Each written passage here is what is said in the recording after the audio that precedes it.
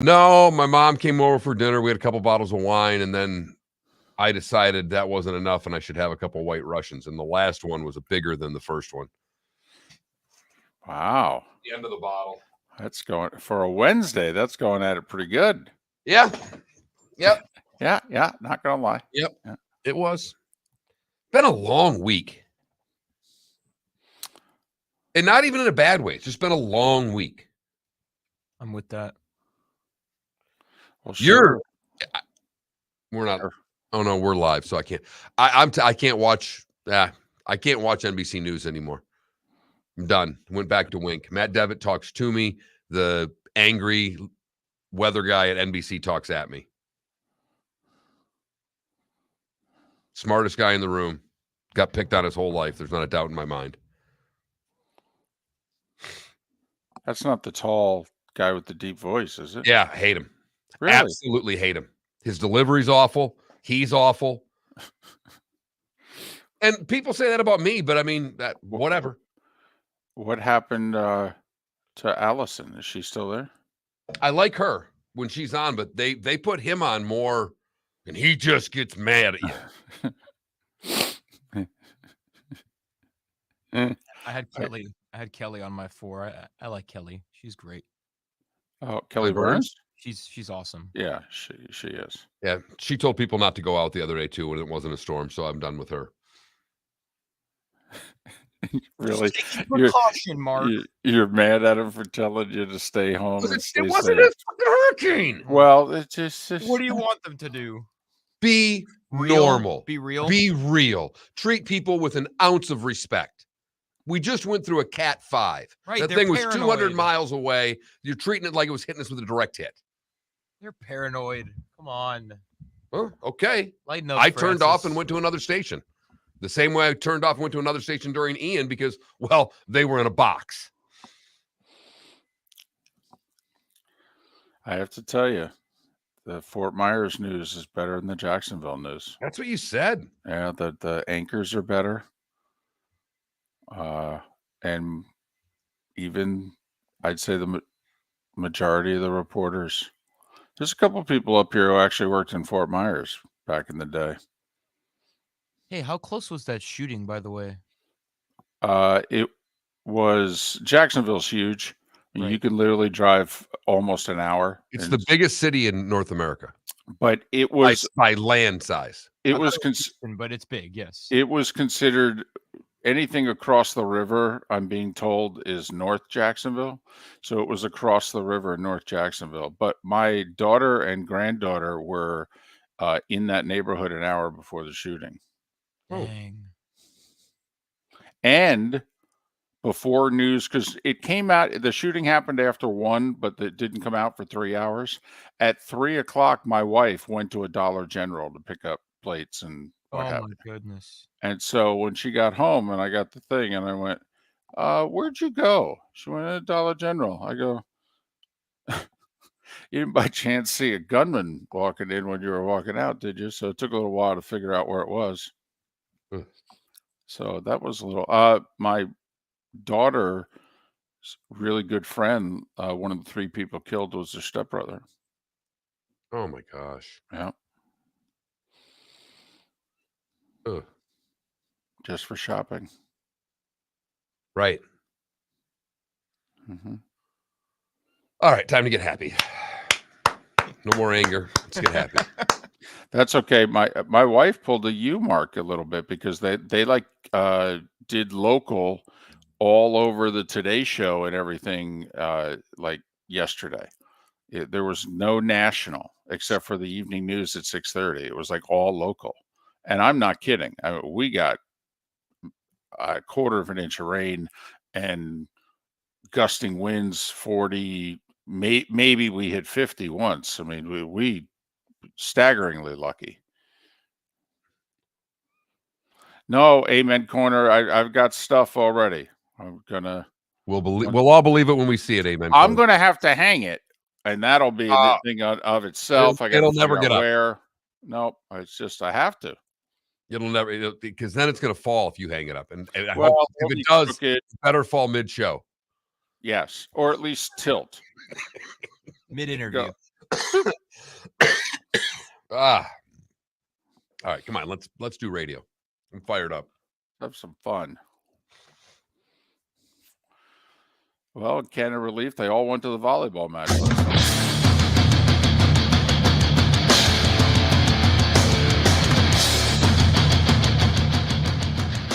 You are listening to Miller and Moulton, exclusively on the Florida Sports Network. And now, here's Mark Miller and David Moulton. Top of the morning to you on not just the final Thursday of August. Heck, it's the last day of August. And for that matter, the college football season gets underway tonight. How the heck are you? Miller and Moulton here on the Florida Sports Network, floridasportsnetwork.com. Thanks so much for being with us. From Lake City and surrounding areas all the way down to Fort Myers, Naples, and Marco Island. We hope you and yours made it through yesterday and Tuesday night's hurricane, well, as best as you could. And we understand that for those in Lake City, it was rougher than most, even in Tampa Bay. A lot of storm surge and some flooding. And I think, Mark, the folks in Tampa realize, because that thing was well over 100 miles away from Tampa Bay, and yet they got the water that they got. And I think they realize if they ever do get a direct hit, it is not going to be pretty. But let's change the subject, shall we? It's the first day of the college football season. Good morning. How the heck are you? I am fired up, David. I loved that. How the heck are you? There's a little extra oomph. It was a game day. How the heck are you? I am ready. We have waited a long time. Last Saturday was a bit of a tease. Tonight, Gators, Knights, get going. They're in the Big 12, by the way, David. I don't know if you're aware of that. Oh, I'm aware of it. I am definitely aware of it. And so are they. And they will wear those jerseys proudly. Mark, it is amazing. It's a sad commentary, but it's not that unusual, actually. The Florida Gators are doing something tonight they have not done in 32 years. 32 years. Play a non-conference game outside the state of Florida. The state of Florida. Not even the Southeast. Outside of the state of Florida. The last time the Gators played a non-conference game outside the state was Syracuse, 1991. But they're in Salt Lake City. They're playing the Utes. And a third-string quarterback. He's a walk-on. Now he's got a scholarship. He did start a game last year, led him to a win against Washington State. But, Mark, the Gators catching a huge break. And because of it, they were a 10-point dog during the summer. They're just a 4.5-point dog tonight. And I've seen it a point lower than that, David, just for Wow. what it's worth. I've seen it at 3. Yesterday, I saw some action, and even Bud said at 3.5. I've seen it at 4. So we always say this, and this is why we are big advocates of open gambling in the state of Florida whenever it becomes legal, because you can shop around. Exactly. With one book, there's not a lot of shopping. With multiple books, you can shop around and try to find the best advantage for however it is you want to wager on a game. But yes, the point spread has dropped by a touchdown since the preseason line had come out at 10. And as you pointed out, David, a third-string quarterback. The Gators, who want to play a slow-down style, they're going to run the football. The games are shorter this year. It is something that needs to be pointed out. We're not stopping the clock after first downs. So the game will move a little more quickly. There'll be a few less plays, and that should be an advantage for the team that's trying to, tighten games up. And that's what the Gators are going to want to do with their style of football this year. They're going to be a run-heavy team. They don't have a lot of depth at receiver.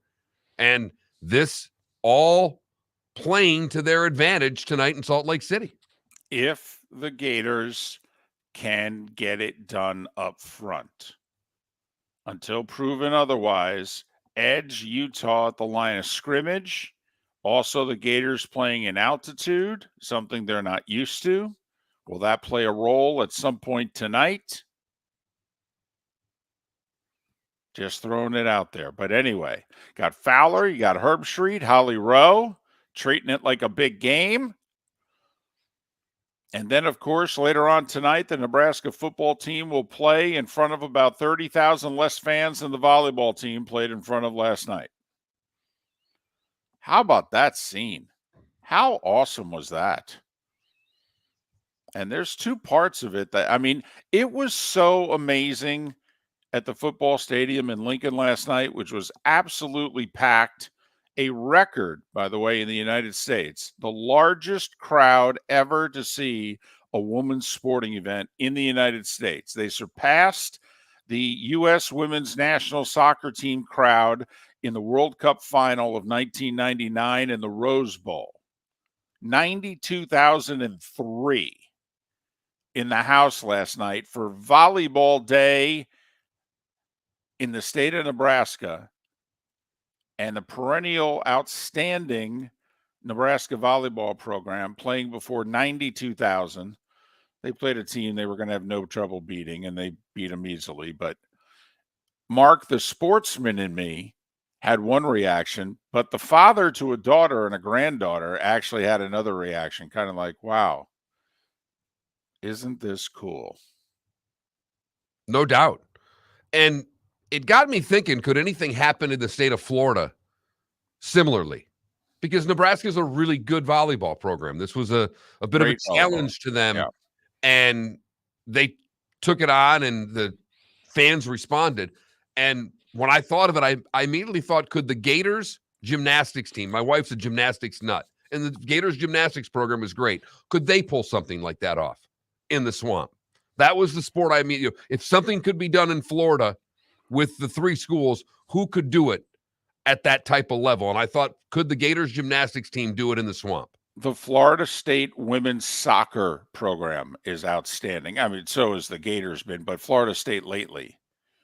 All right. And could, do you think the faithful would come out for their soccer team?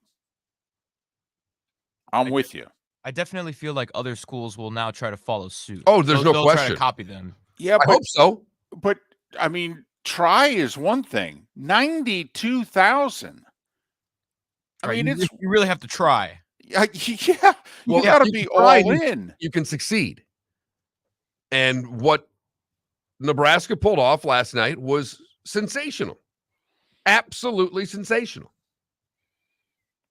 And, they had the walk, the walk in from the locker room and through the bowels of the football stadium, and then out, and the crowd roars at first sight.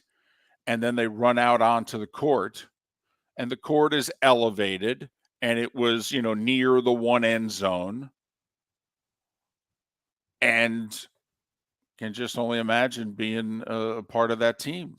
And you're used to playing. Now, granted, they're used to playing before thousands. I mean, but not 92,000. I mean, that's the most people, by the way. They've never had more people attend a football game at Nebraska. That's the most people that have ever attended a University of Nebraska sporting event at Lincoln anyway. I mean, that'll be the joke now to the Nebraska football team. Hey, do you think you could ever get as many people as the volleyball folks got in here? That's your goal. Try to win a few. Volleyball program, for what it's worth, has won 4 national championships. The coach has been there nearly a quarter century. He's made the regionals every year but one. I mean, it's an elite volleyball program, but still. I mean, that's more people than live in Lincoln. Right.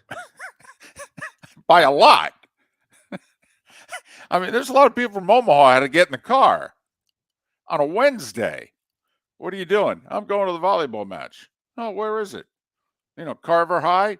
No, it's in Lincoln. My only question is, do you wish that they played a better opponent, or did they play Omaha so they could fill in more seats? The opponent didn't matter. The opponent's irrelevant. The opponent's completely irrelevant. It wasn't about the opponent. It was about Nebraska. It was a celebration of their program. It was a celebration of their university. The opponent is insignificant in the whole thing. And would they have drawn 92,000 93,000 if they would have played UCLA. I mean, they set a record, an all-time record for the most women, for the most people who've ever watched a women's sporting event in this country. The opponent, Felipe, didn't matter.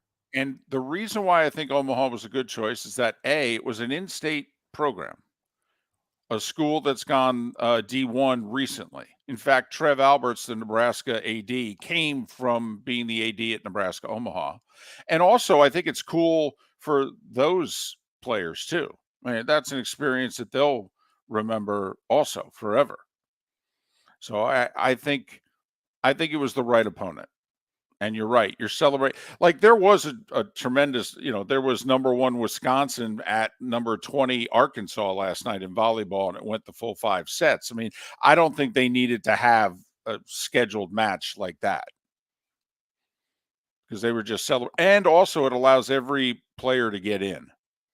Also, when you're playing an inferior opponent, you can put every player in over the course of the 3 sets.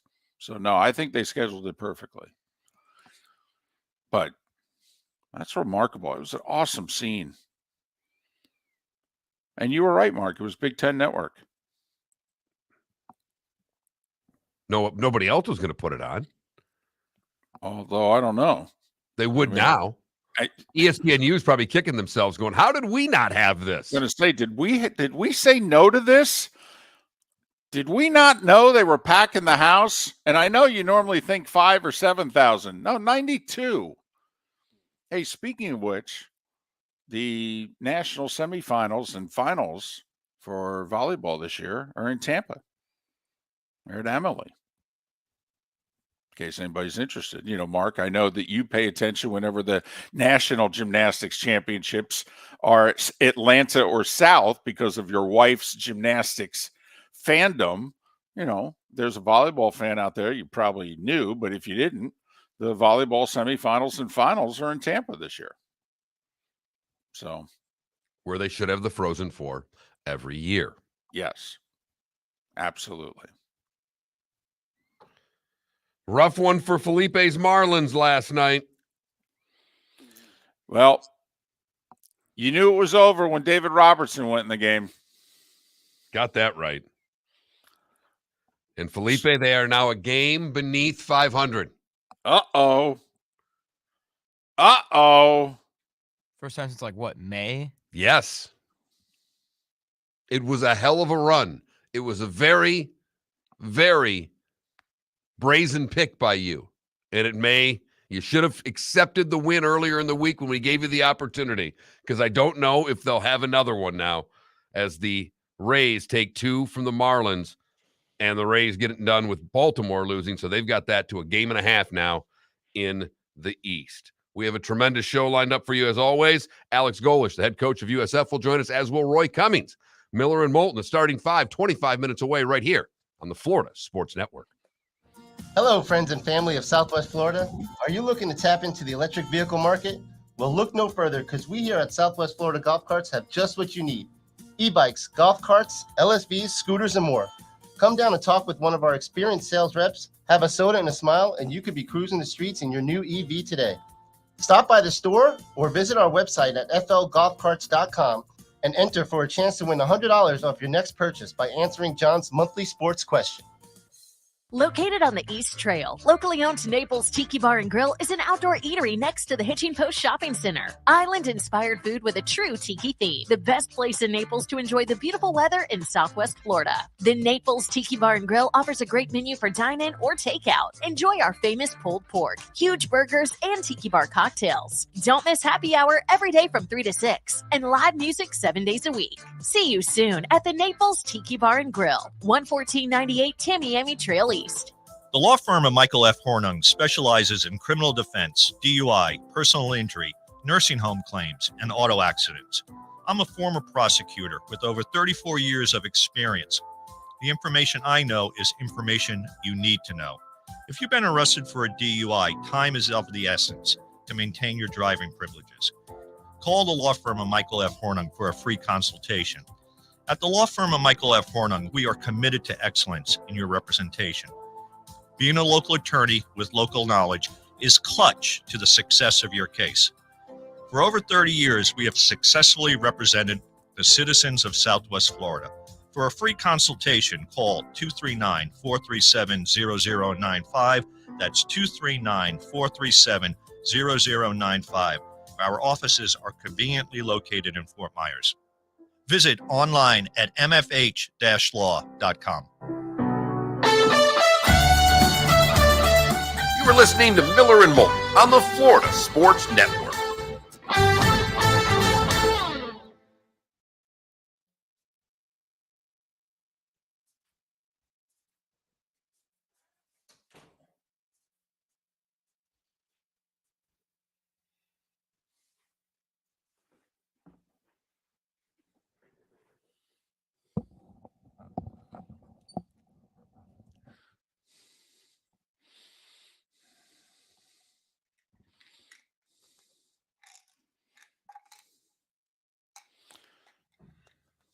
Well, KW, I think to make a run in the playoffs, you need to win the division.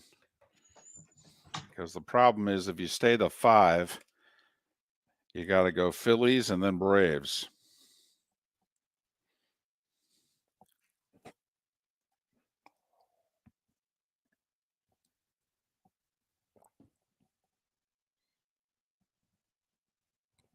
Whereas if you can be the 3,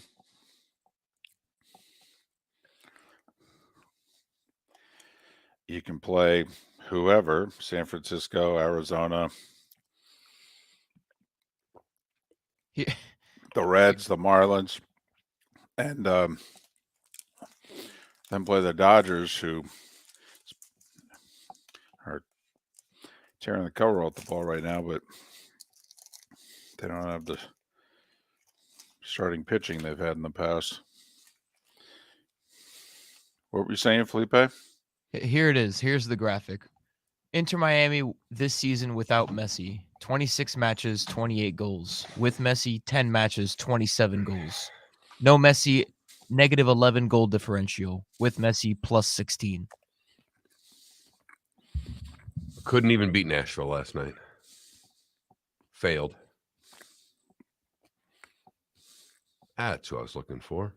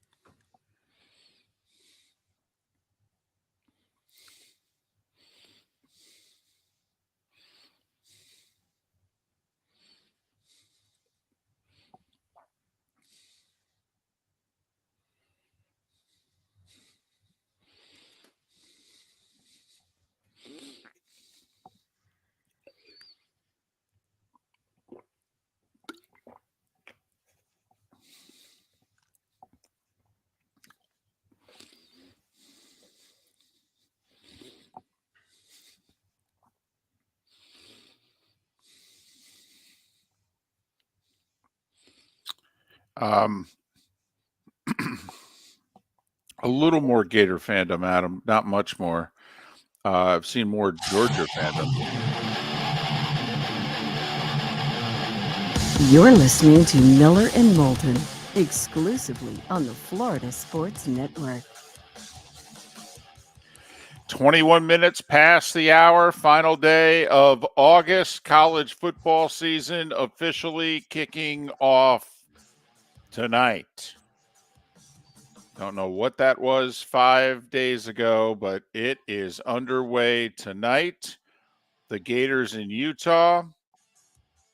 We got a Big Ten matchup, Nebraska, Minnesota. UCF playing as a member of the Big 12.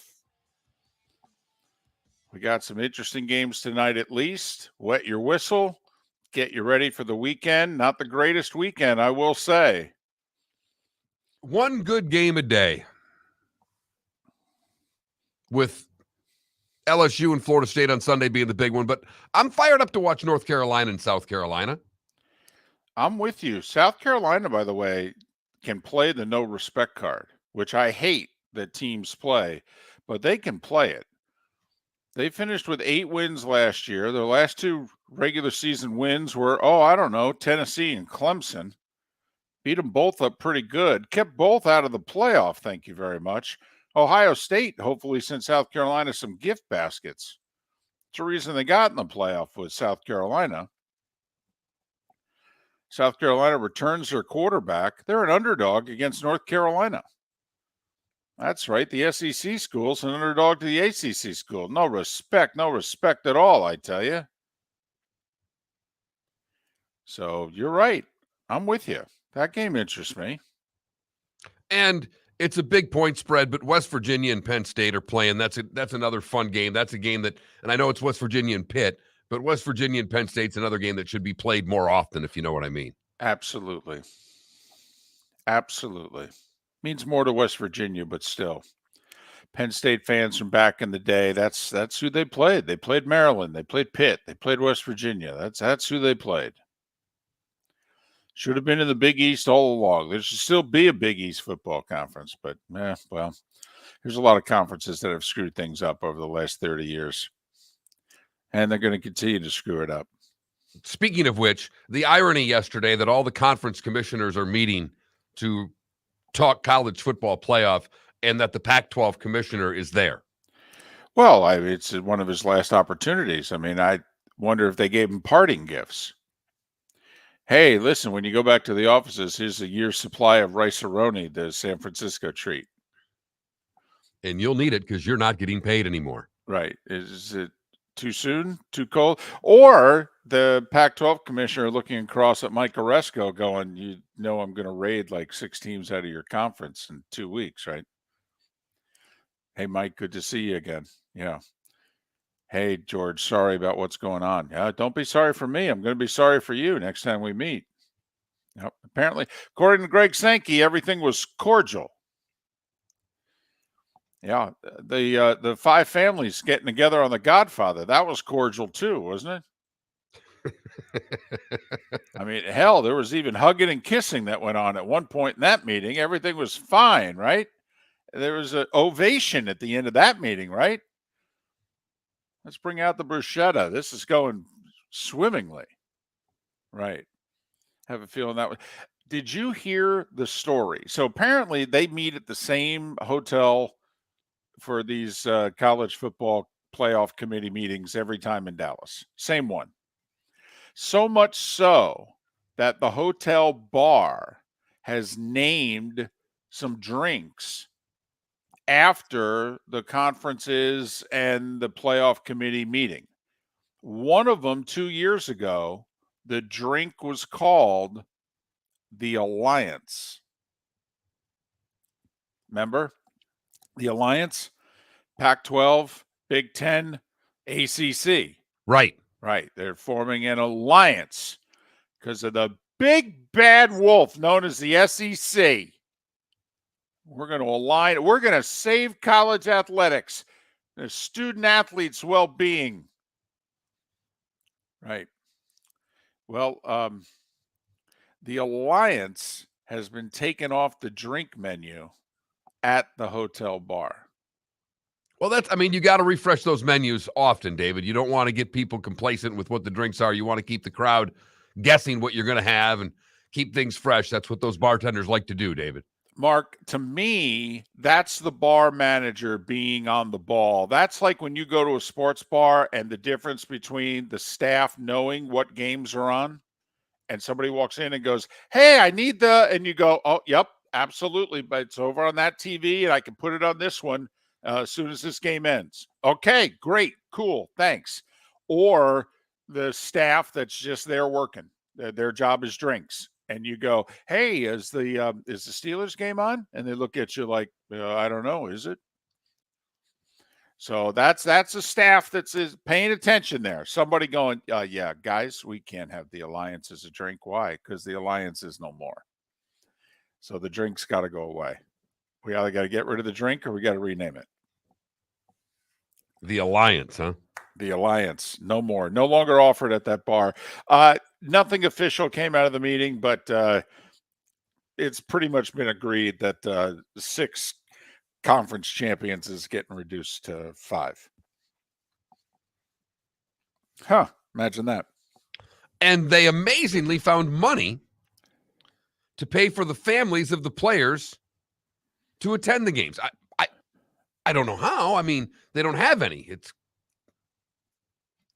Of course, where are they going to find that money to be able to send families to the games? Of course, they still have to pay for their ticket. And so do the members of the band to be at the games. Yes, that's right. The schools have to buy the seats for the band members to sit in. Part of the reason why Wisconsin never made a dime with all those Rose Bowl visits. Good band. The Wisconsin band's fun.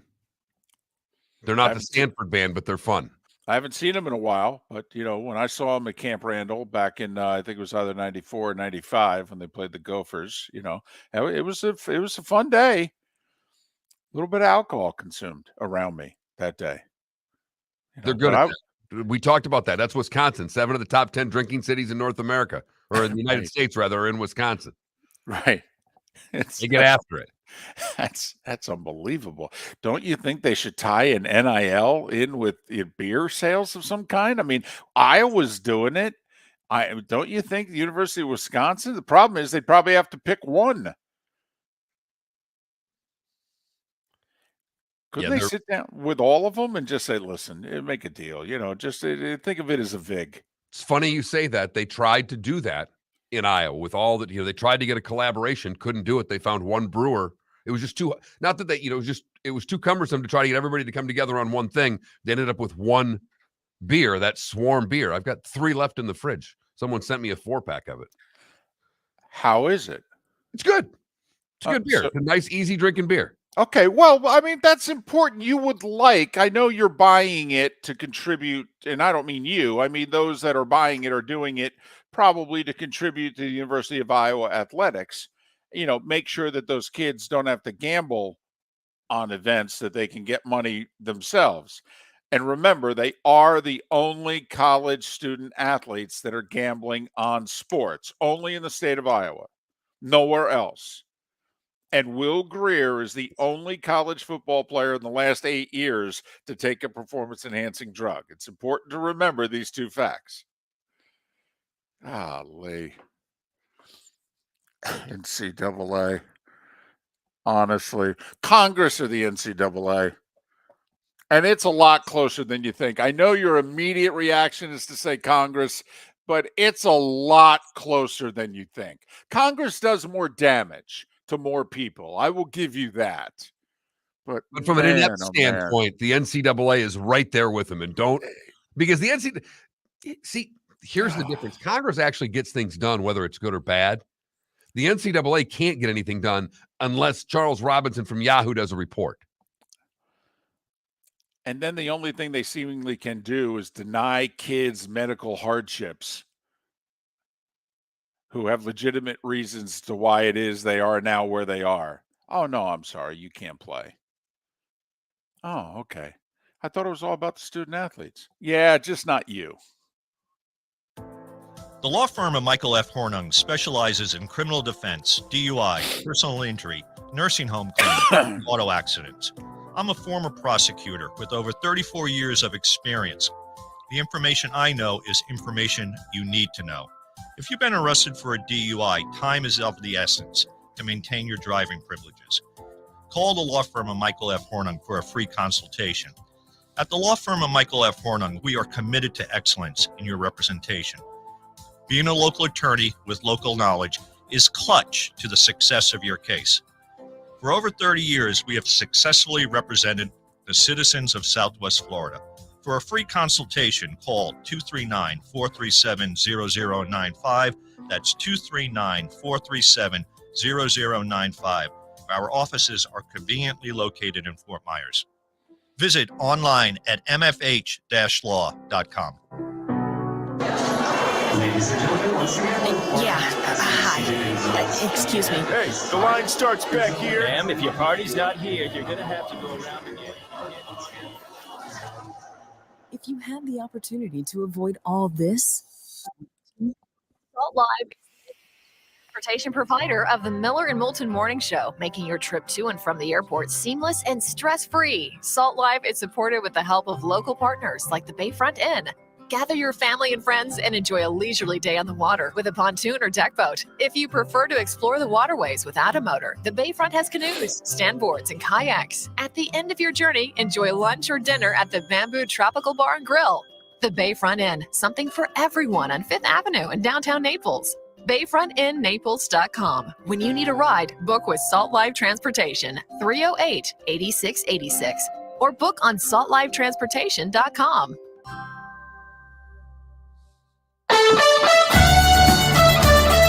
You are listening to Miller and Moulton on the Florida Sports Network.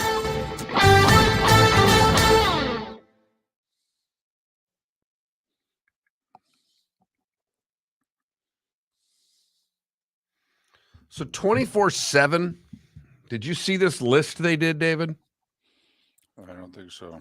It's they did a list. I don't know how many. I got to see how many recruits. They surveyed 1,000 high school football players last year on brand strength. Their top 10's interesting. Okay. I mean, the top 3 are pretty what you would think. Alabama, Ohio State, Georgia. Oklahoma's 4. Clemson is 5. LSU 6. A&M 7. Texas 8. Oregon 9. And Miami 10.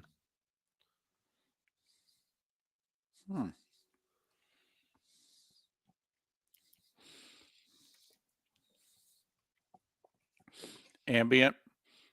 I'll lay the points, Ambient. Over under 3.5. I got the under. I'll take TCU and lay the 20.5 right now. And Ambient, we cannot say this enough. We are both big Dion guys. Big Dion guys.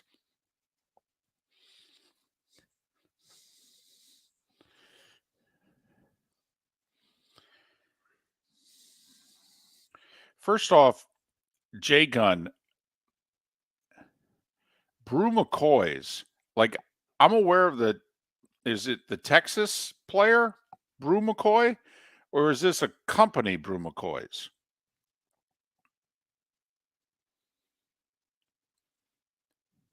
And IPTV. No, I don't think Never so. heard of it. The player. So he is going to buy, for every touchdown he scores, he's going to buy an AED to give away. Tennessee. Got it. Not Texas. My bad.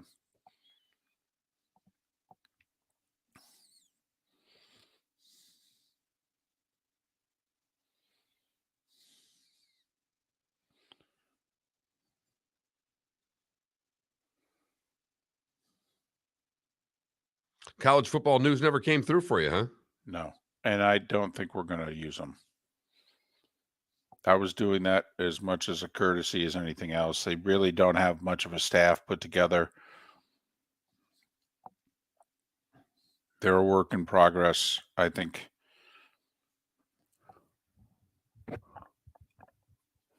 It actually gives us a little more flexibility, which I think we can use to our advantage. I agree. In getting guests. Blinko reached out to me yesterday. He might have another Bills guy for us. His buddy's son is doing something for the Buffalo News or something like that. But he's like, "Do you have a Buffalo guest?" It was so funny. I said, "Yeah, we got Sal so-and-so." He sucks. I got a better guy for him. Wow. Like Blinky is their sideline reporter. Right. How's he doing, by the way? He's doing all right. He's he said it's, just arthritis, his bad knees, bad back. He's like, I'm old, I'm fat. I can't get around the way I used to. It kind of bothers me. But he's 61. I got something going on right here. And it flares up. It's around more often than not. Like right now, I have trouble holding a pen right now.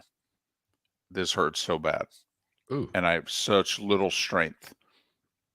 The other four fingers, I have no pain anywhere else. Switch hands. I wish I could. Yeah. You'll have hand and you'll need it. And you'll use it.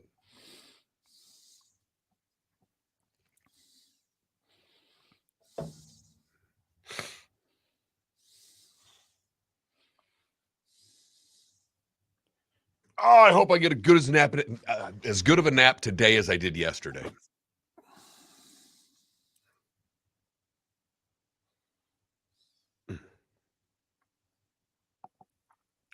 Josh Graham. This is the last week the ACC has the lease for their headquarters in Greensboro.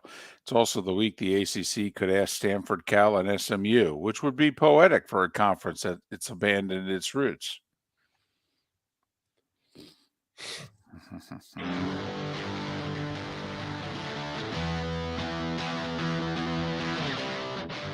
You're listening to Miller and Moulton, only on the Florida Sports Network.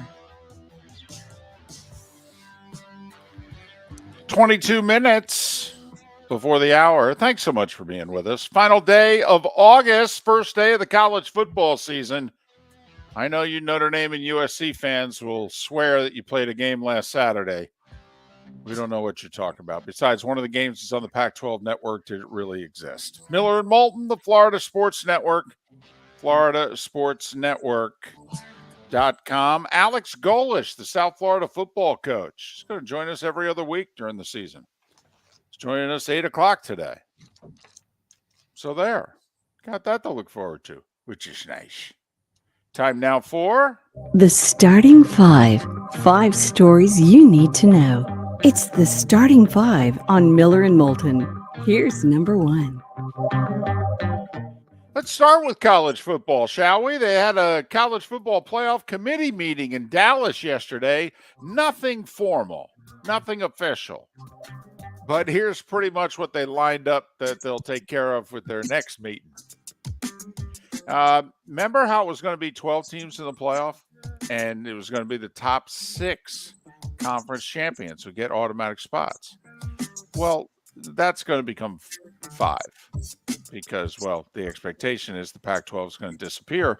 And if it sticks around, well, they're not considering it a major enough conference to, have the extra bid.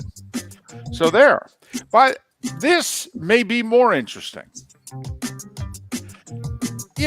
The college football playoff folks want to get as much money as they can when they expand this playoff in a couple years. And remember, there was the talk, Mark, that they were going to try to do an NFL-style playoff in terms of how many networks they get to broadcast playoff games. The more, the merrier. The more money.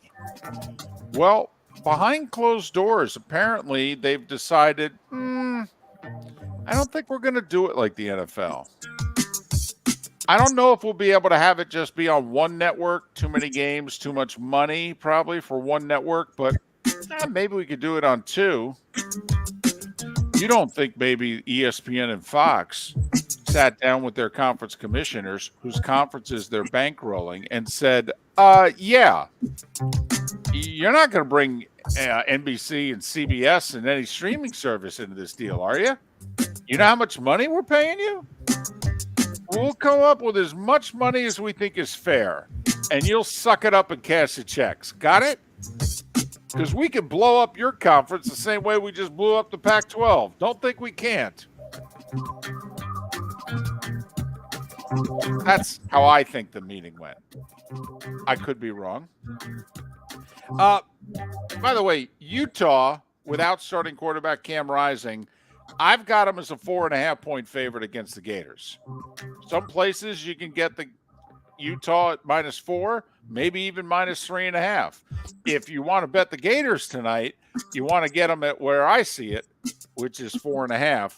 Florida's first non-conference game outside the state of Florida since 1991. You do know that was the George Herbert Walker Bush administration, right? It's also the beginning of year 2 for Billy Napier. UCF hosts Kent State tonight. Who cares that they're a 35.5-point favorite? They're a member of the Big 12. They're running out onto that field. They got that patch on their left shoulder there. Yeah, it's a remarkable night, really. 25-year journey that is UCF football. Nebraska at Minnesota. Gophers a 7-point favorite. UConn a 14-point underdog at home to NC State tonight. Some games that may be a little noteworthy. NFL, you know who made the second best offer for Jonathan Taylor? The Green Bay Packers, it turns out. Came down to the Dolphins and the Packers. And apparently the Colts were high because the Colts apparently asked for Jalen Waddle in return for Jonathan Taylor. Chris Greer had to be hospitalized with laughter. I think he broke a couple ribs, and hopefully he'll be okay for the season opener. Joe Burrow practiced yesterday. First time since he injured his calf, which was back on July 27th. They waited nearly 5 weeks for Joe Cool to practice. By the way, the original, yeah? Yes, they waited 5 weeks. What the hell? Wait 6. Wins the game. All that matters is he's ready for week 1, which is a week from Sunday. I wasn't questioning them. I was just pointing out it had been 5 weeks. That's all. I know. I'm just saying it doesn't, People were getting concerned. They kept asking the head coach, when is he going to practice? And the head coach wouldn't tell them. What? Is he keeping it a secret from the Browns? What is this, a college depth chart? Yeah, exactly.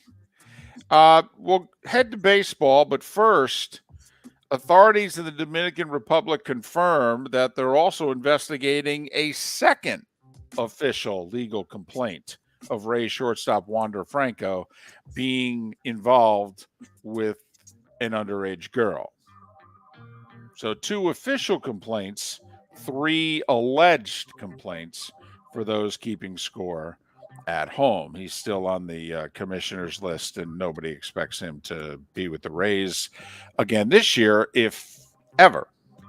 As for the Rays, scoreless with the Marlins heading to the 10th, and then Miami put David Robertson in the game and a runner on second with nobody out, so you knew the Rays were going to score at least 1 run.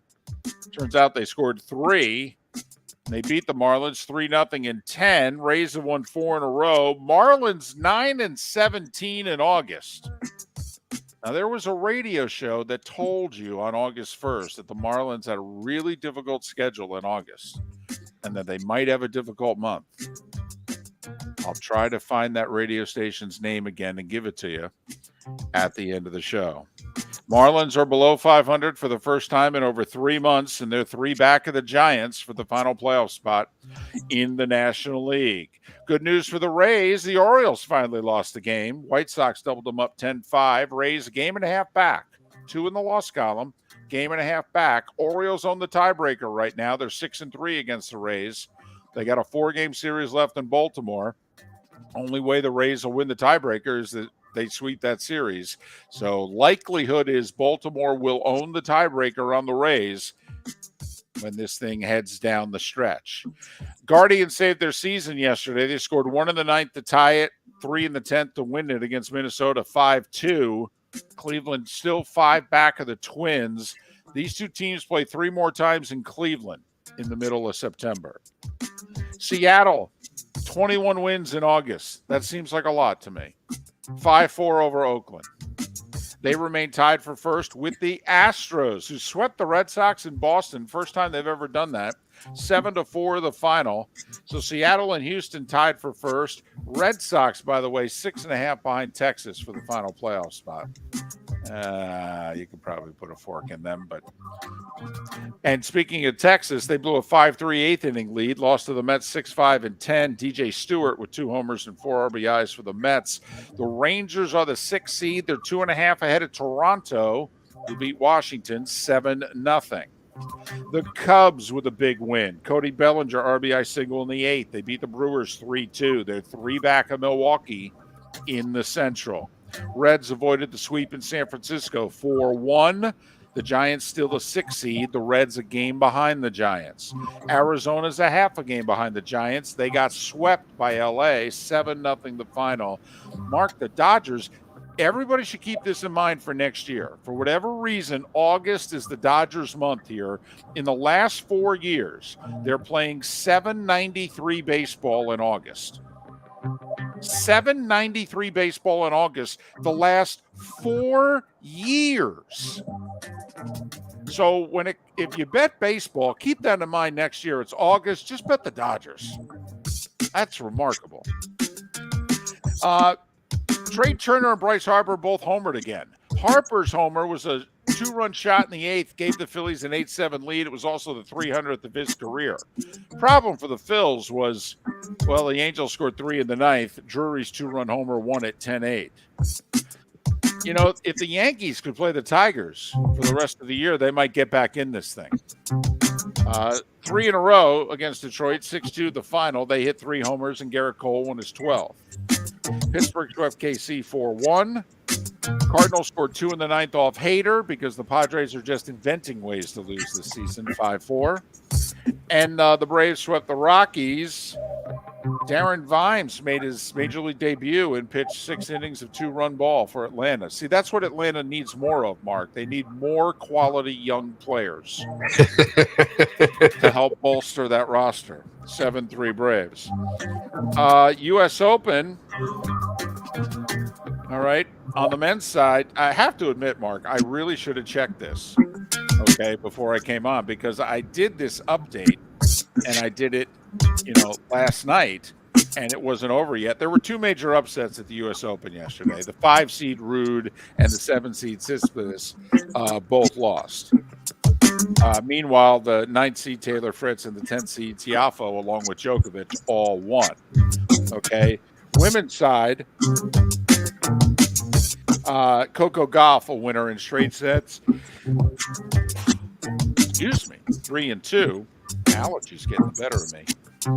And Wozniacki last night. Okay. All right. Her comeback continues. She upset the 11th seed Kvitova 7-5, 7-6. So the 33-year-old is into the 3rd round. It took the Leafs until yesterday to decide they're going to keep their head coach, Sheldon Keefe. They gave him a 2-year extension. The NHL and ESPN announced they're going to have opening night, Tuesday, October 10th. They're going to have a triple header. All on ESPN, 5:30, 8 o'clock, 10:30. The very first game of the NHL season is going to be in Amalie.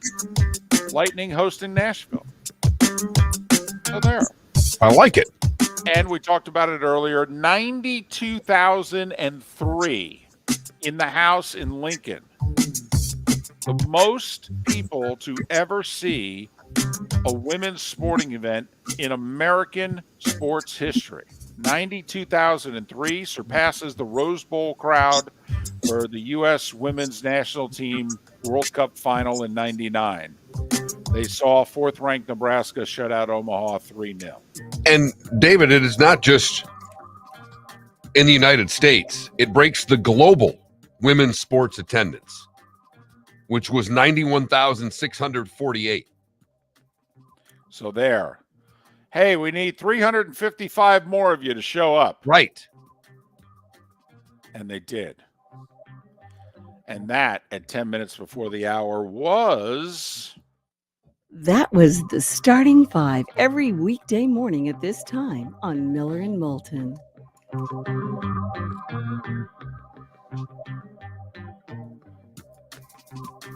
Crazy U.S. Open. I don't know if anybody pays attention to that tournament anymore. It's tennis after all. Nadal's injured and Federer retired and Serena retired and Venus can't play anymore. So I understand that there's a lot of you that, you don't pay attention anymore, but it's actually been a wild first week. It really has, but I'll pay attention when we get to the final. For that little Djokovic, Alcaraz. Listen, you better pack a lunch. Those guys play a while. A lunch and maybe a snack and a dinner, David. I mean, it could be a 2-meal match. There's no doubt there. You're talking 4 hours minimum if these two guys get together. But that is true. They used to call it breakfast at Wimbledon. These guys play so long, it's breakfast and lunch when they get done playing. So I have to admit, good on the NHL and ESPN there. Trying to get in with the program. It's like, hey, opening night, we should probably do something, special. Like let people know, hey, hockey's back. I think the only way to do that is, wait for it, play. How about we do 3 games? How about it? And of course, the final game's where? It's in Vegas. Vegas won the cup. Still thinking about Raiders have Monday Night Football the day before the hockey opener. You want to stay, don't you? I do want to stay. I've already been told that ABC, ESPN won't pay for it, which is fine. Okay, but now I have to get them permission. Will they fly me home a day later than usually and right now the answer is no. So, we're negotiating. You tell the people there, I need a Vegas bender here. I tried a little time for myself, being selfish. I got to make a few bets, play a little blackjack. Right. Bada bing, bada boom. Come on now. This trip will pay for itself. I don't need it. All I need is the flight a day later, for crying out loud. I'll carry Sean McDonough's luggage. I mean, come on. Help a guy out here. So there you go. Well, I'm excited. 6 weeks away from hockey. But college football tonight, baby. Tonight.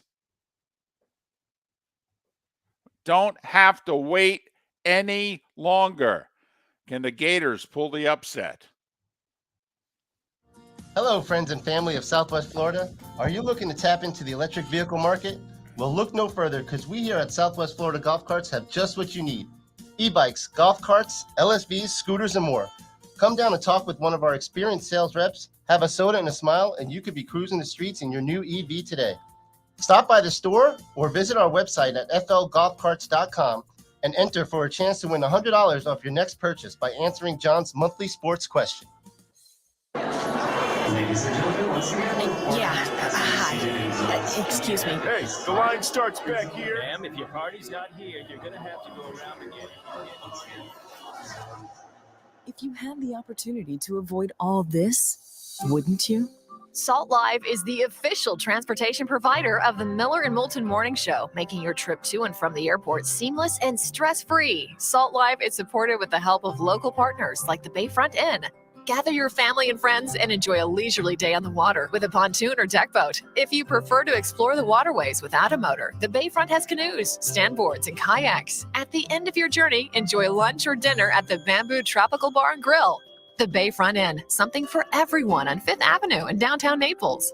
BayfrontInNaples.com. When you need a ride, book with Salt Live Transportation, 308-8686, or book on saltlivetransportation.com. Visit Jason and Todd at the Diamond District. 20 years ago, Jason and I had the idea for a jewelry store like no other, with a vast selection of certified diamonds priced 8 to 12% over cost. A team of individuals who are educated, driven, and believe in cultivating relationships. Today, we have become one of the largest independent jewelry stores in the country. Todd and I love what we do and are in the store nearly every day, along with our GIA gemologist, master jewelers, custom designers, and non-commissioned diamond consultants, all of which we consider family. As direct diamond importers, we travel the world, forging relationships and sourcing diamonds. What we love most about our business is that we can call Southwest Florida our home. If selection, value, and comfort are important to you, give the Diamond District an opportunity. You won't find a better diamond buying experience. Todd and I look forward to shaking your hand and welcoming you to our Diamond District family. At the Diamond District. Located on the East Trail, locally owned Naples Tiki Bar and Grill is an outdoor eatery next to the Hitching Post Shopping Center. Island-inspired food with a true tiki theme. The best place in Naples to enjoy the beautiful weather in Southwest Florida. The Naples Tiki Bar and Grill offers a great menu for dine-in or takeout. Enjoy our famous pulled pork, huge burgers, and tiki bar cocktails. Don't miss happy hour every day from 3 to 6 and live music 7 days a week. See you soon at the Naples Tiki Bar and Grill, 11498 Tamiami Trail East. You are listening to Miller and Moulton on the Florida Sports Network.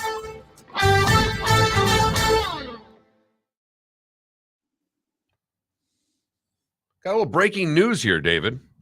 Okay. The Daily Mail is reporting that the Elite Global Golf Tour, featuring 18 tournaments across the PGA Tour, DP World Tour, and LIV Series, is in the works for 2025 as part of the extraordinary peace deal with Saudi Arabia's PIF. Okay. It says that the prize money will be around 20 million pounds. I don't know what that is in dollars because it is the European paper here. 12 of these will be in the States, 3 each given to the European and LIV events.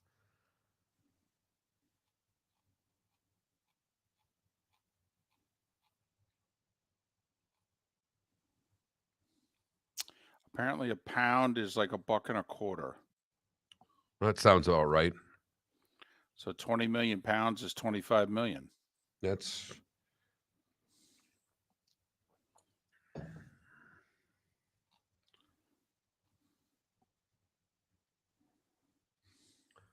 this is the big part of it. It says, okay, so the sources of all discussion told the one proposal being umbrella organization run by the PGA to control all 3 tours.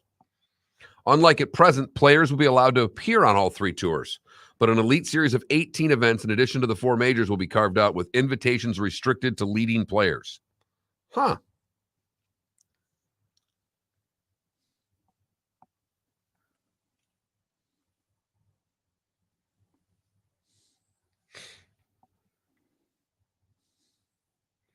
I did not, Spitz. You have a good for me. Fire it on there. Love it.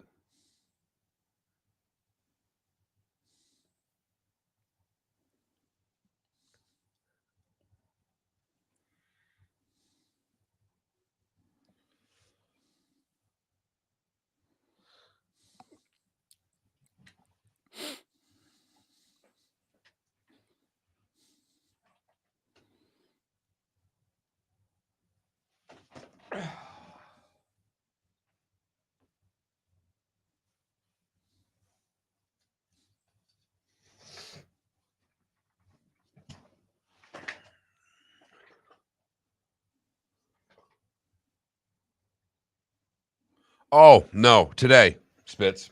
Should hear today. By the way, did you check? Yeah, we came today. Yeah.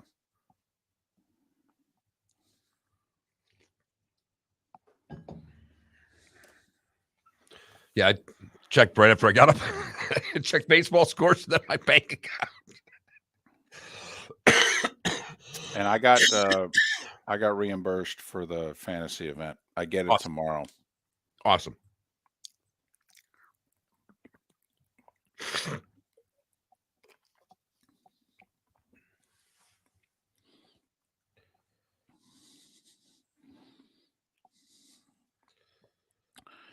Well, RCB, they re-signed the guy they acquired in a trade to a long-term deal. I don't. What else have they done? Well, isn't that who they acquired? Or no, I mean signed him also, but I mean they haven't gotten anybody new.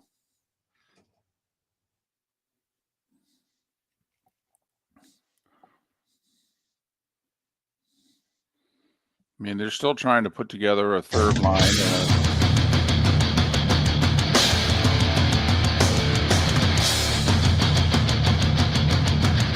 You are listening to Miller and Moulton, exclusively on the Florida Sports Network. And now here's Mark Miller and David Moulton. Hour number 2 of Miller and Moulton on this final day of August. The beginning of the college football season is 13 hours away. The Gators, 4.5 point underdog in Utah. They're catching a break. Utah's outstanding quarterback, Cam Rising, still recovering from the torn ACL he suffered in the Rose Bowl and unable to go tonight. That's a key break. I mean, the line moved a field goal. I mean, that's a break. That's a break. Can the Gators take advantage of it tonight?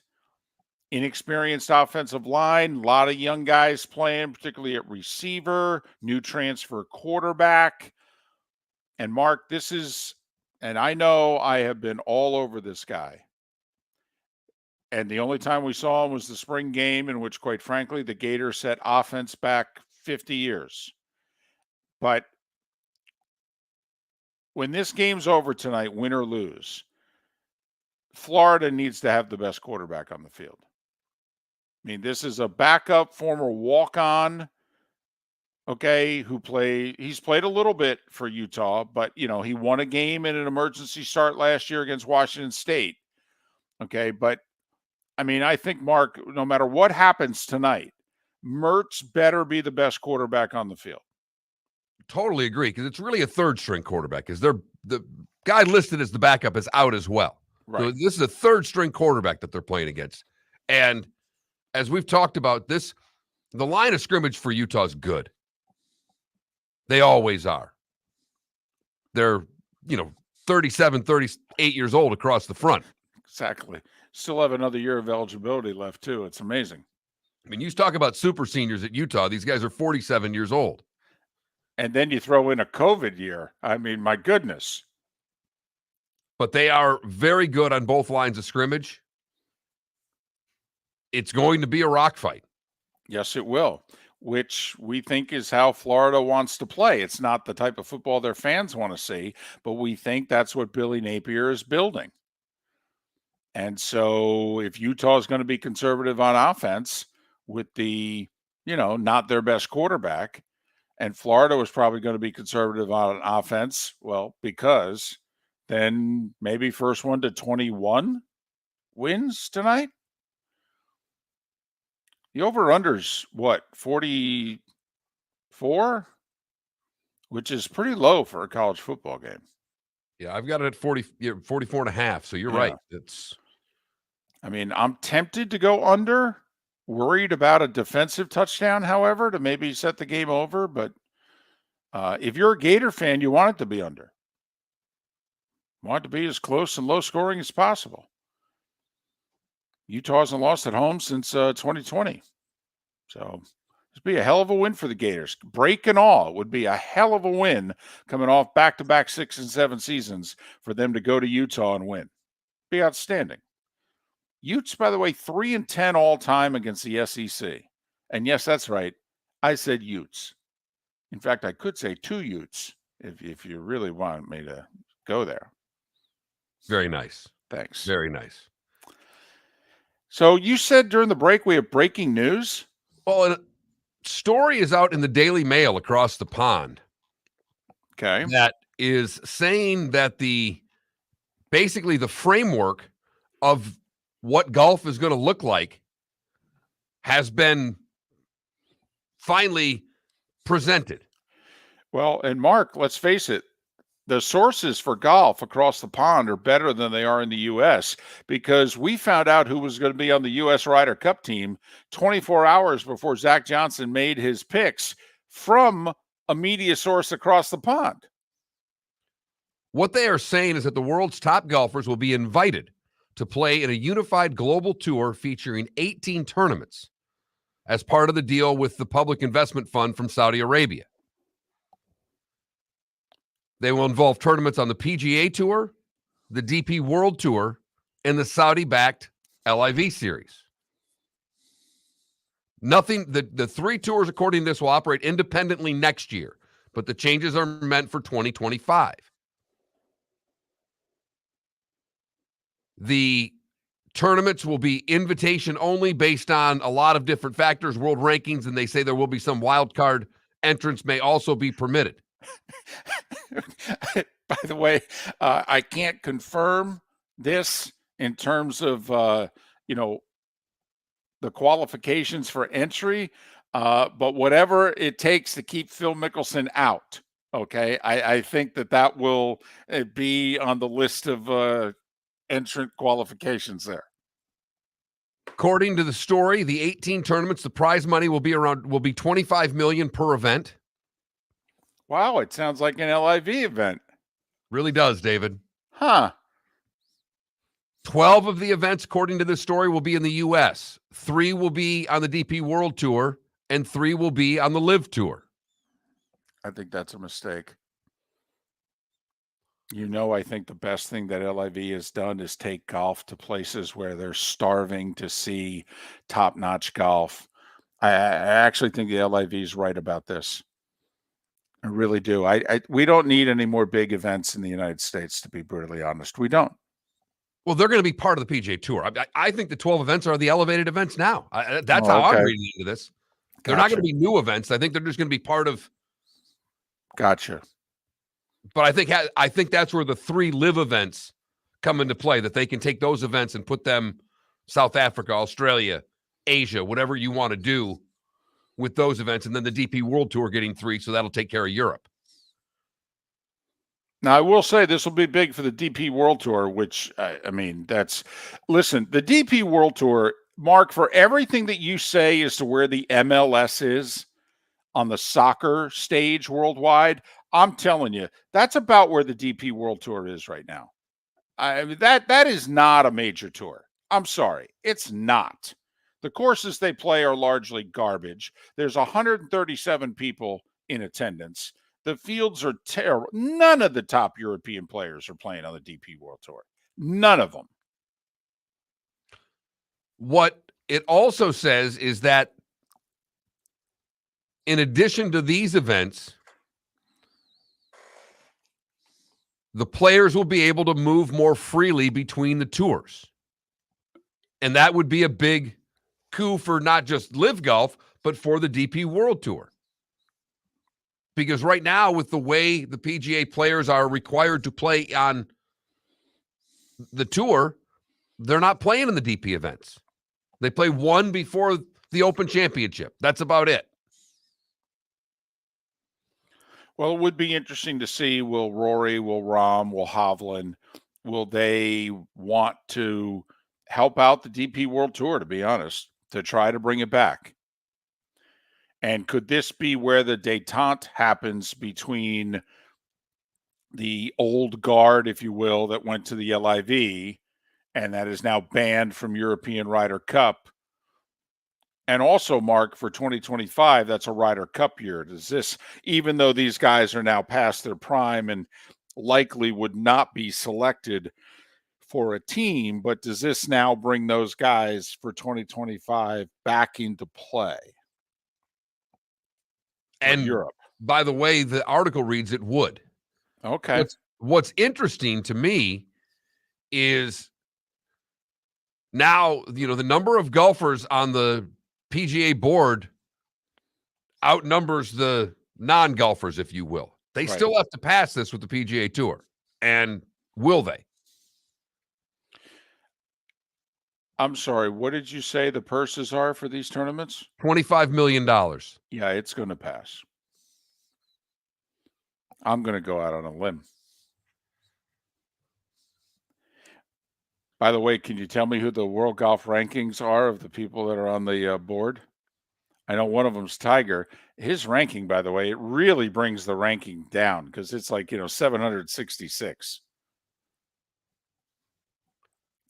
Here you go. Tiger you think Tiger plays in one of these events? I don't think Tiger plays golf anymore. So you don't think we even see him at Augusta? I hope I'm wrong. Well, I hope you are too. Listen, what you said's not outrageous. I mean, for goodness sakes, he's struggling to walk. I mean, he's having surgeries to try to save his leg. I mean, this it's no laughing matter. It's I don't think you're trying to get attention or clicks here. That's a fair statement. So, and Tiger's always had a distant relationship with the truth. So when he says that he had surgery because of plantar fasciitis, I mean, no offense, Tiger. I mean, I'll just kind of sit back and watch. I mean, do you think we see him in 2024? I do. I think he'll try one more time. I do not think that he will go out the way he went out. I do. I think he will try. I'll say this, though. If he doesn't play the Masters, I don't think we see him again. Even though that's far and away the toughest course to walk and all that, I do think of the tournaments, it's the one that means the most. So if he can't give it a try at Augusta, damn near a full year after his ailments, then I think he's done. And I would think, Mark, if he's going to play the Masters, he would play one tournament before it. Whether it's Bay Hill, which is an elevated event still, Artie's event, whether it's the Players. My guess is he would play one tournament before it. Maybe not. I mean, Hogan didn't. I'm not trying to be smart right now. He's not qualified for the elevated events. Okay. You know how they're going to do the list of I gotcha. entrant qualifications to make sure Phil can't play in these tournaments? I have a feeling that whatever the qualifications are. No. That's for 2025. Right. None of this is happening next year. The way these elevated events are is based on their rankings. Well, and then there's Tiger Woods. I think it's based on world rankings and then a lifetime exemption. Okay. He is on the board, too. I mean, he could make it. I mean, if he stands up and just says, listen, I think I've contributed a little bit to this game. I think I should be given a lifetime pass. I can play in any event that I want. Do the eyes have all in favor? Exactly. And just curious, no? Okay, I guess the eyes have it. All right, good. See you at Bay Hill, everybody. Yeah. I don't know if I'll ever take advantage of it. I just want that in my back pocket. You know what, David? It's a dadgum good point. It really is.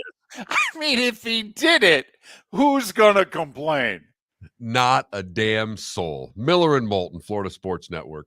Located on the East Trail, locally owned Naples Tiki Bar and Grill is an outdoor eatery next to the Hitching Post Shopping Center. Island-inspired food with a true tiki theme. The best place in Naples to enjoy the beautiful weather in Southwest Florida. The Naples Tiki Bar and Grill offers a great menu for dine-in or takeout. Enjoy our famous pulled pork, huge burgers, and tiki bar cocktails. Don't miss happy hour every day from 3 to 6 and live music 7 days a week. See you soon at the Naples Tiki Bar and Grill, 11498 Tamiami Trail East. Visit Jason and Todd at the Diamond District. 20 years ago, Jason and I had the idea for a jewelry store like no other, with a vast selection of certified diamonds priced 8 to 12% over cost. A team of individuals who are educated, driven, and believe in cultivating relationships. Today, we have become one of the largest independent jewelry stores in the country. Todd and I love what we do and are in the store nearly every day, along with our GIA gemologists, master jewelers, custom designers, and non-commissioned diamond consultants, all of which we consider family. As direct diamond importers, we travel the world, forging relationships and sourcing diamonds. What we love most about our business is that we can call Southwest Florida our home. If selection, value, and comfort are important to you, give the Diamond District an opportunity. You won't find a better diamond buying experience. Todd and I look forward to shaking your hand and welcoming you to our Diamond District family. At the Diamond District. The law firm of Michael F. Hornung has successfully represented the citizens of Southwest Florida for over 30 years. As a former prosecutor, the information I know is information you need to know. If you've been arrested for a DUI, a criminal matter, or involved in an auto accident, call the law firm of Michael F. Hornung. I'm a local attorney with local knowledge to assist you through the process. For a free consultation, call 239-437-0095. That's 239-437-0095. Offices in Fort Worth. You are listening to Miller and Moulton on the Florida Sports Network.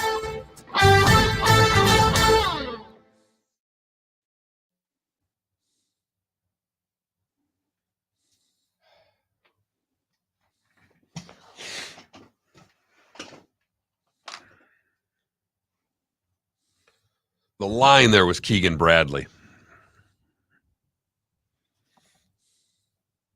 When you said who would be upset about it, Keegan Bradley. That was the line.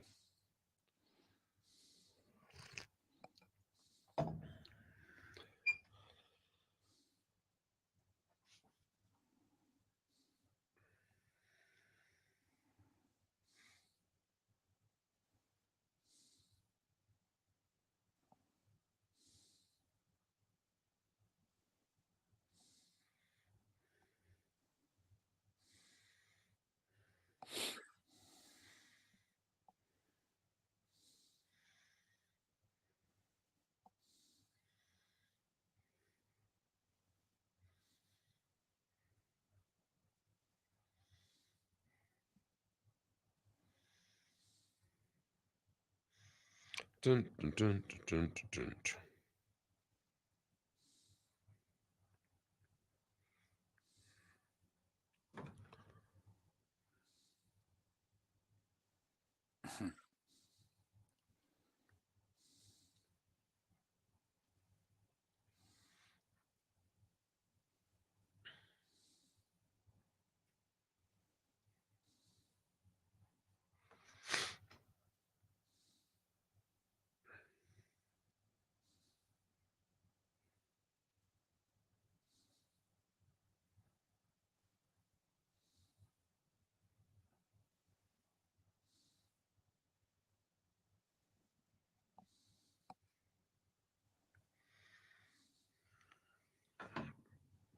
So my 47 different email addresses. I have one obviously with McWilliams Buckley. And I laughed because it gets very little email. I like that one. Very, very little. It's all business. Except for I think someone spent a little too much time on golf.com because now I'm getting all sorts of things from golf.com. I wonder who that is.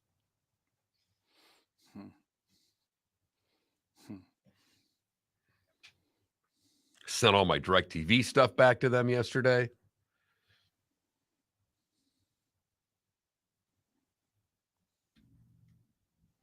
All Felipe, those you remotes ready? on. Yeah. Kyle Schwarber has 37 home runs, and his batting average is 188. Before he hit his 37th homer, he had 36 homers and 36 singles. So Yeah. I'm curious as to how many singles he has. Yeah, but what's his on-base percentage? That's all that matters. Yeah, that's 330 or 333.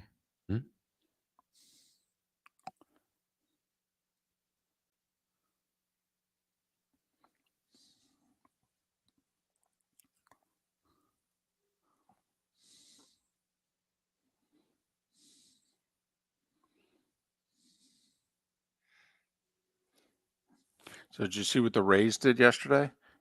Eflin's throwing like a 2-hitter or whatever into the 7th, and he gets the first out of the 7th, and they take him out at 69 pitches because they're monitoring his innings. He had coming off of Tommy John last year. He only threw like 80 innings, and he's already at like 150 this year. And, taking a look at the innings he threw in 2020, 2021, he's within 20 innings of his career high. And so they're monitoring him down the stretch. But imagine you're throwing a shutout, you're at 69 pitches, and they're coming to take you out. Golly.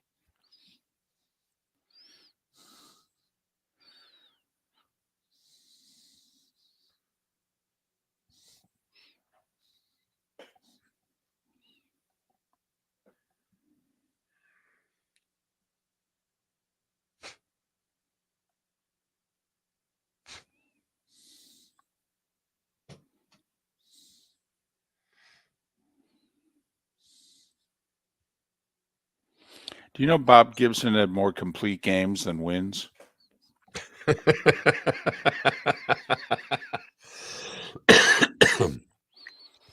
And he's a Hall of Famer.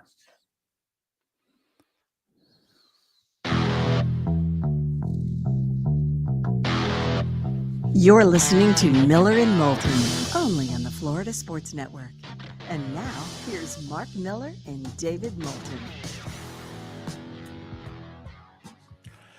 21 minutes past the hour on this, the first day of the college football season.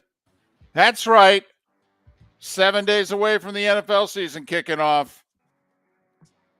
Miller and Moulton, the Florida Sports Network, floridasportsnetwork.com. I don't know what that was last weekend. Some games were even televised. And I'm told they count in the standings, but whatever. Tonight it begins. Nebraska at Minnesota. Gators in Utah. Mark, do you know when's the last time the Gators, who are around a 4-point dog, 3.5, 4, 4.5, depending on where you look, do you know when's the last time the Gators won a game? The last time they were this, and I use this word loosely, big of an underdog? I don't. 5 years ago. That's how little the program has given to their fan base, if you will, in the last few years. I mean, there have been very few, oh my goodness, wow, I can't believe we did that, moments that the Gators have given their fan base. I thought it might have been when they beat Georgia the last time in the cocktail party in 2020. Turns out they were only a 3-point dog for that game. That's the last time, Mark, that I remember the Gators, to me, like surprising their fans. Their fans hoped they would win, but they were not expected to win, and they went in and they whacked Georgia that day. But you got to go back to, remember Dan Mullen's first year, his return to Starkville. And Mississippi State, we'd rather die than lose to Dan, Trader Dan, the whole deal. They were a 7-point dog, and they went and won by 7. That's the last time the Gators have been this, quote, big of an underdog and won. I have not been, me. I don't see that many people unless there's a youth sporting event that I have to attend, David. But the one Gator friend that I have, when I saw him last week and he had his Gator stuff on, Gator fans are a special group because he was expecting to beat Utah. And this was before the quarterback was out. This is when it was still a 6.5, 7-point spread. Right. He was flat out expecting to win. And I just kind of looked at him. And how much of that did you think is just believing in the Gators, or, come on, it's Utah? I mean, we don't have any respect for, come on, they play football over there. But please. I just think it's a proud, arrogant group that, at least when the season starts, they're not thinking about the last couple of years. Right. You mean back-to-back 6 and 7s? Correct. Got it. They can still remember all the good. It's fresh in the memory bank. And it can go away quickly because they are a proud, arrogant group that is very fickle when things go wrong. And we see it in our Twitch chat room. The blame game goes on quickly. But when the season starts, what do you have right now, David? Hope. Yep, you do. Hope. Winning and hope. Well, there hasn't been a game played yet. So all you have is hope. Cam Rising, Utah's outstanding quarterback, not going to play, still recovering from the torn ACL, suffered in the season finale last year. And that's a big break for the Gators. There's no way getting around it. It altered the spread by a full field goal. And The one thing I do want to remind Gator fans, you do not have Anthony Richardson for this game. And while he may have only had about a handful of outstanding moments as a Gator quarterback, one of them was the season opener last year at home against Utah.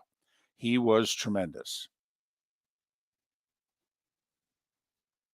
So will the transfer quarterback, Graham Mertz, and the offense with 4 new offensive linemen, including a center who's never played before, not the easiest team and environment to be playing in. And I know a lot of Gator fans are going, come on, it's Utah. I mean, what do they got, 50, 60,000 people? Are you serious? I mean, we had that many for our spring game. Please, how tough of an atmosphere can it be? Oh, okay. All right. You have your humidity. They have a little bit of altitude that you're going to be playing in. Right. So I'm sure that Utah was thinking that going to the Swamp last year. Come on. We play USC. We're used to playing in hostile environments. Huh? Come on. You ever 2 years without a loss at home for Utah? Yeah, 2020, I believe, is their last home loss. So, but SEC against the Pac-12. Could be the last time we say that. Utah 3-10 all time against the SEC. One of the 3 was beating Alabama in the bowl game, I believe, in 2008. So this game was by design, too. This game was scheduled by the athletic director. He wants to upgrade Florida's non-conference schedule. Thank you. Well, if I'm a season ticket holder, thank you. If I'm Billy Napier, I'm like, hey, dude,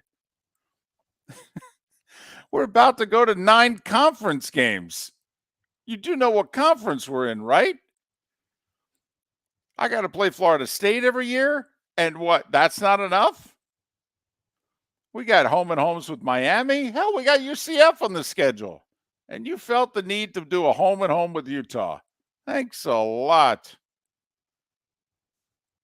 Miller and Moulton. Text line open at 21,000 if you want to chime in on the show. Time now for our play of the day. Felipe, what do you have for us? To Busch Stadium in St. Louis we go. Cardinals hosting the Padres. Down 1, bottom of the 9th. Tommy Edman with a man on second. Edman swings, and it's a high fly ball. That's hit deep. Right field, way back. It's a gunner! It's a gunner! And a game winner for Tommy Edman. Edman 2 days in a row has delivered the game winner off Josh Hader. A team meeting at home plate. Edman throws the helmet high in the air. And they mob Tommy for the second straight day with the fireworks going off in downtown St. Louis. And the Cardinals win 2 out of 3 over San Diego. Back-to-back walk-offs. That's right. Back-to-back walk-offs for Tommy Edman. Back-to-back walk-offs on Josh Hader as well. Was a pretty decent closer, I'd say. Top 5 in baseball. Yeah. John Rooney on the call. That's your play of the day. I don't even know if that's the play of the day in St. Louis, Felipe. That's a good dig right there. That's I mean, not a lot out there. You get a walk-off. I don't know if any other radio shows are talking Padres and Cardinals today. So cheers to you on that one. Back-to-back. You don't see that often. Back-to-back walk-offs. I'd agree with that. Some big-time closers are screwing up here. Never mind, David Robertson and his exploits with the Marlins. But Hader, who is 0-3 and a bunch of blown saves on the season. Chapman's blown 3 of his last 5 saves to the Rangers, including last night in at City against the Mets. Have you seen, by the way, the Padres' extra inning record this year? Extra innings. They played 11 games. How many did they won? 1. Lower. Ooh. Oh, my. They have not won a single extra inning game this year? No. I believe they're like the only team to have played that many extra inning games and not have 1 win. 1 win. They have the same record as the Washington Nationals. Right. Yeah. So the Nats have now passed the Padres and the Mets. Yes. Correct. And it's all happened ever since the guy on the Padres. They played like a series against the Nats 2 months ago. And one of the Padres was quoted as saying, "Oh, come on, man. I mean, we're playing the Nats. It's not like they're playing for anything." And ever since then, right. Miller and Moulton. Alex Golesh, the South Florida football coach, coming up 30 minutes from now. Thanks for listening. The law firm of Michael F. Hornung has successfully represented the citizens of Southwest Florida for over 30 years. As a former prosecutor, the information I know is information you need to know. If you've been arrested for a DUI, a criminal matter, or involved in an auto accident, call the law firm of Michael F. Hornung. I'm a local attorney with local knowledge to assist you through the process. For a free consultation, call 239-437-0095. That's 239-437-0095. Offices in Fort Myers. Located on the East Trail, locally owned Naples Tiki Bar and Grill is an outdoor eatery next to the Hitching Post Shopping Center. Island-inspired food with a true tiki theme. The best place in Naples to enjoy the beautiful weather in Southwest Florida. The Naples Tiki Bar and Grill offers a great menu for dine-in or takeout. Enjoy our famous pulled pork, huge burgers, and tiki bar cocktails. Don't miss happy hour every day from 3 to 6 and live music 7 days a week. See you soon at the Naples Tiki Bar and Grill, 11498 Tamiami Trail East. Hello, friends and family of Southwest Florida. Are you looking to tap into the electric vehicle market? Well, look no further because we here at Southwest Florida Golf Carts have just what you need. E-bikes, golf carts, LSVs, scooters, and more. Come down and talk with one of our experienced sales reps, have a soda and a smile, and you could be cruising the streets in your new EV today. Stop by the store or visit our website at flgolfcarts.com and enter for a chance to win $100 off your next purchase by answering John's monthly sports question. You are listening to Miller and Moulton on the Florida Sports Network.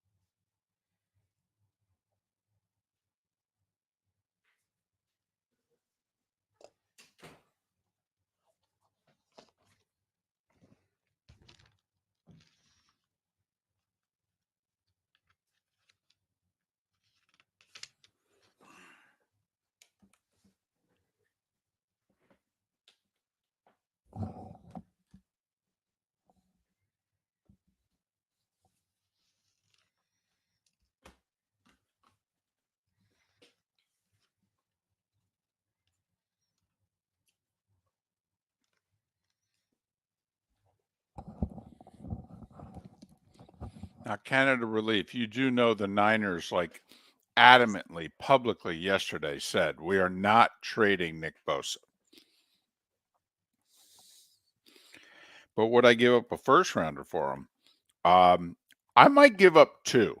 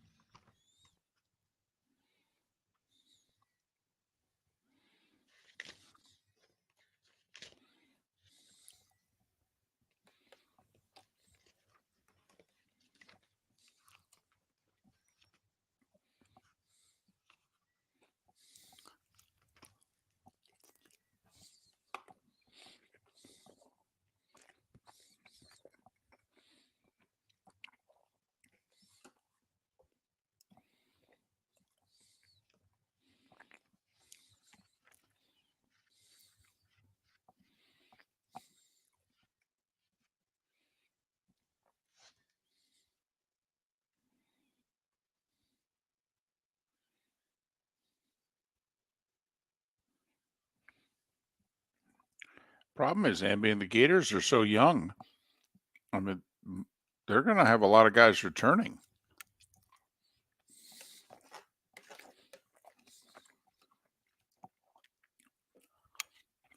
Plus, they had Richardson, they had the offensive lineman, and they even had Vontrell Miller they lost off last year, the linebacker. So, and in looking through draft eligible players on Phil Steele's magazine here, just quickly perusing, because I don't have an answer for you. I'm not seeing a lot of Florida guys that are even listed, let alone listed high. Right. It's a young team. A lot of sophomores playing.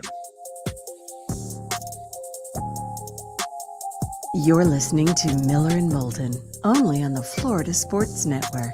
And now, here's Mark Miller and David Moulton.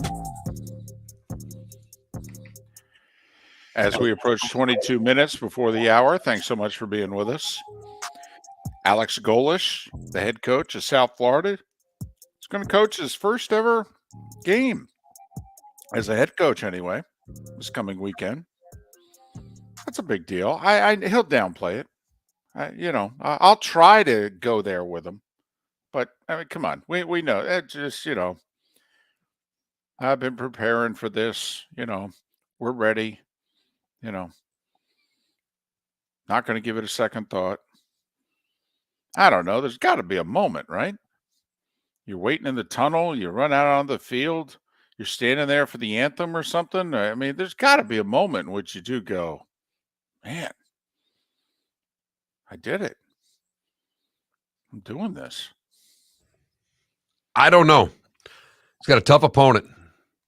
They're a big dog in that game. I hope he has that moment. But they've got Western Kentucky. They're an 11.5-point dog. Does it really matter, though? I mean, if you're a 30-point favorite or 11-point dog, I mean, don't you think that's a you moment, right? I don't know. And I'm not trying to dismiss the question. Coaches are a different breed. They really are. Mm-hmm. They are just wound differently. That I think all he's thinking about is if we're getting the ball, what the scripted plays are. If we're kicking, make sure he kicks that thing in the end zone. We can start at the 25. I mean, that's, to me, how I view coaches. You're probably right. That's probably the answer we're going to get. It's going to be my first question. Hey, you going to give yourself a moment, even in pregame? There you're onto something, David. Which you look around and you go, how about that? Head coach, first game, hour from now. I'll be damned. Think about your parents, that sort of deal. So Alex Golesh, he's going to join us every other week during the season at the top of the 8 o'clock hour on Thursdays. And he'll make his first appearance coming up in 20 minutes. All right, it's way down the road, but we've talked about the ease of Georgia's regular season schedule a few times. Ease? Globetrotter schedule or Georgia football? Which is harder? Well, prior to the Washington Generals being eliminated from the Globetrotters competition, I would have said the Globetrotters, but now they're playing themselves. I think the Globetrotters schedule is a little tougher. But my question to you is this, David, and I'm forecasting way out there, and I don't know if you've written down your 4 teams that you think are playing in the college football playoff. But if Georgia gets to Atlanta undefeated, does that mean they're an automatic qualifier for the college football playoff? Now, see, when I brought this up during the offseason, you lambasted me when I said that. Lambasted me when I said it. Because I said, for goodness sakes, I make the case, if they lose a game, they should not be in the playoff. And that includes the SEC championship game. Come on now. There's a very good chance, unless South Carolina beats North Carolina this coming weekend. South Carolina is not going to be ranked when they play them. I don't think Auburn will be ranked by the time Georgia plays them. Okay? Don't think Kentucky, Florida, the whole deal. I mean, literally week 11, Tennessee on the road could be the only team that the time they play them, they are ranked. We're going to reward them. Now, listen, they were supposed to have Oklahoma on the schedule, okay, and it got canceled because Oklahoma is now joining the conference and they couldn't complete the home and home in time. So, and unfortunately, they replaced that game with Ball State. So they caught a, quote, bad scheduling break so that people like us can make fun of them. But, I mean, no, come on now. You got to be kidding me. Listen, I make the case they lose at Tennessee. They should not be in the playoff. Even if they win the SEC title, I would really not want to put them in the playoff. I know I would have to as the SEC champion. How in the world could you have a 12-1 SEC champion and not have them in the playoff? But, I mean, this schedule, literally, if I'm Georgia, I'm rooting for South Carolina this week. Get ranked, please, when we play you. Auburn, get off to a good start of the season so that when we go to you at the end of September, be ranked, please. Toughen this schedule up so people can stop making fun of us. Because I wrote down 2 of 4 teams, and the first team I write down is Georgia. Because I don't see how they don't go to the college football playoff this year. Because I don't see how they lose during the regular season. And if they get to Atlanta, I believe that they're in. I believe it's an automatic qualifier. Here's what would be interesting to me. Try to be as objective as you can here. Georgia goes 12-0. They get beat. Alabama, LSU, whoever. They're sitting there 12-1. Ohio State goes 11-1. They win at Notre Dame. They beat Penn State. They lose a good game at Michigan. They're 11-1. Whose season has impressed you more? Georgia's 12-1. Ohio State's 11-1. Probably Ohio State's 11-1. You think? Ohio State will have gone to Notre Dame. Georgia will have gone to Tennessee. And Ohio State's getting Notre Dame early when Ohio State's breaking in a new quarterback. Joe Moulton and the Vols will have had 10 games under them by the time they host Georgia. Now, we all know 2-time defending champ. They're in the SEC. I mean, Mark, there's no way they're going to put 4 teams ahead of a 12-1 Georgia. They're just not going to do it. I don't know if there's a situation that has taken place in the last 20 years where we could figure out a way to put 4 teams ahead of a 12-1 non-conference champion Georgia. Of course they're going to put them in. But do I think they should be? Right. That's a different story. But there are a handful of games, and one of them's this weekend. Florida State beats LSU. Texas beats Alabama. I mean, there are those 2 games early in the season I don't know if they will, should have a lot to do with who plays in January. Hey, I actually think it's a little game. It's not nearly the magnitude of what you just brought up. I do think the North Carolina, South Carolina game's significant. I do. People will then start talking about South Carolina again and their quarterback and going, hey, they got a little something going on here. Georgia's going to face a quarterback. Last time they faced a quarterback, it was C.J. Stroud in Ohio State, and they moved the ball all over them. And by the way, a lot of those guys are playing for the Eagles now.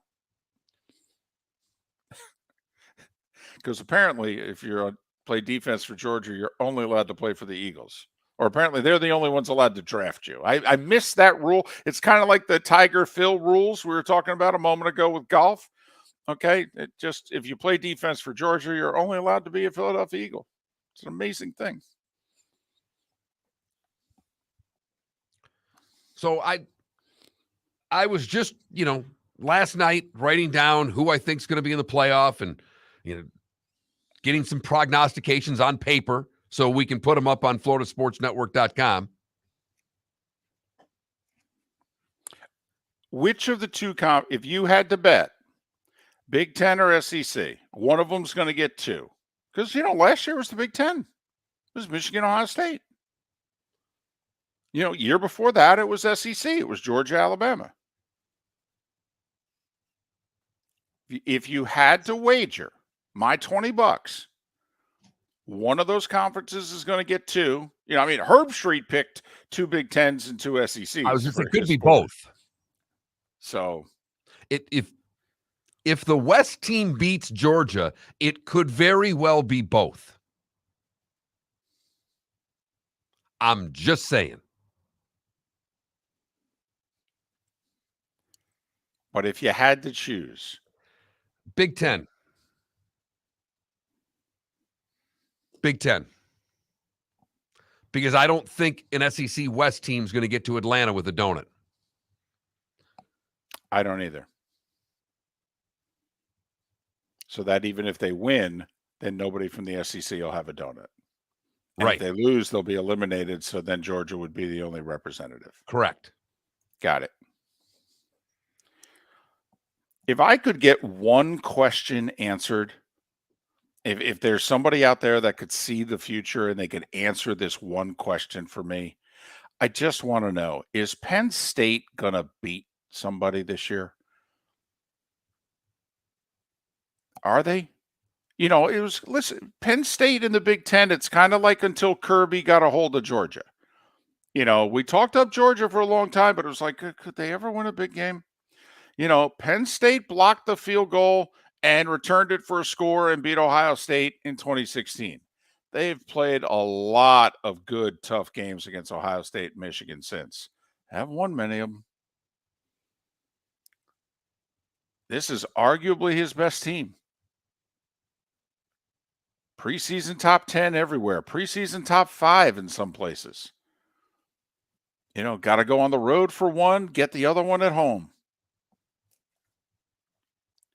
Could somebody tell me, is Penn State going to get one of those? That I want to know. Because I think that would be big. That would dramatically change this college football season. At Ohio State midseason, they have a bye week in UMass the 2 weeks before that. So basically they have 2 bye weeks before they go to Columbus. And then November 11th, they host Michigan. West Virginia at Illinois. They even get Iowa at home. It'll be in prime time on CBS. They get Iowa and Michigan at home. They're at Ohio State. Their other road games are Illinois and Northwestern and Maryland. Come on, man. You got a stud 5-star quarterback. It's his time, and Drew Aller. You got to beat somebody this year? Please? That's what I want to know.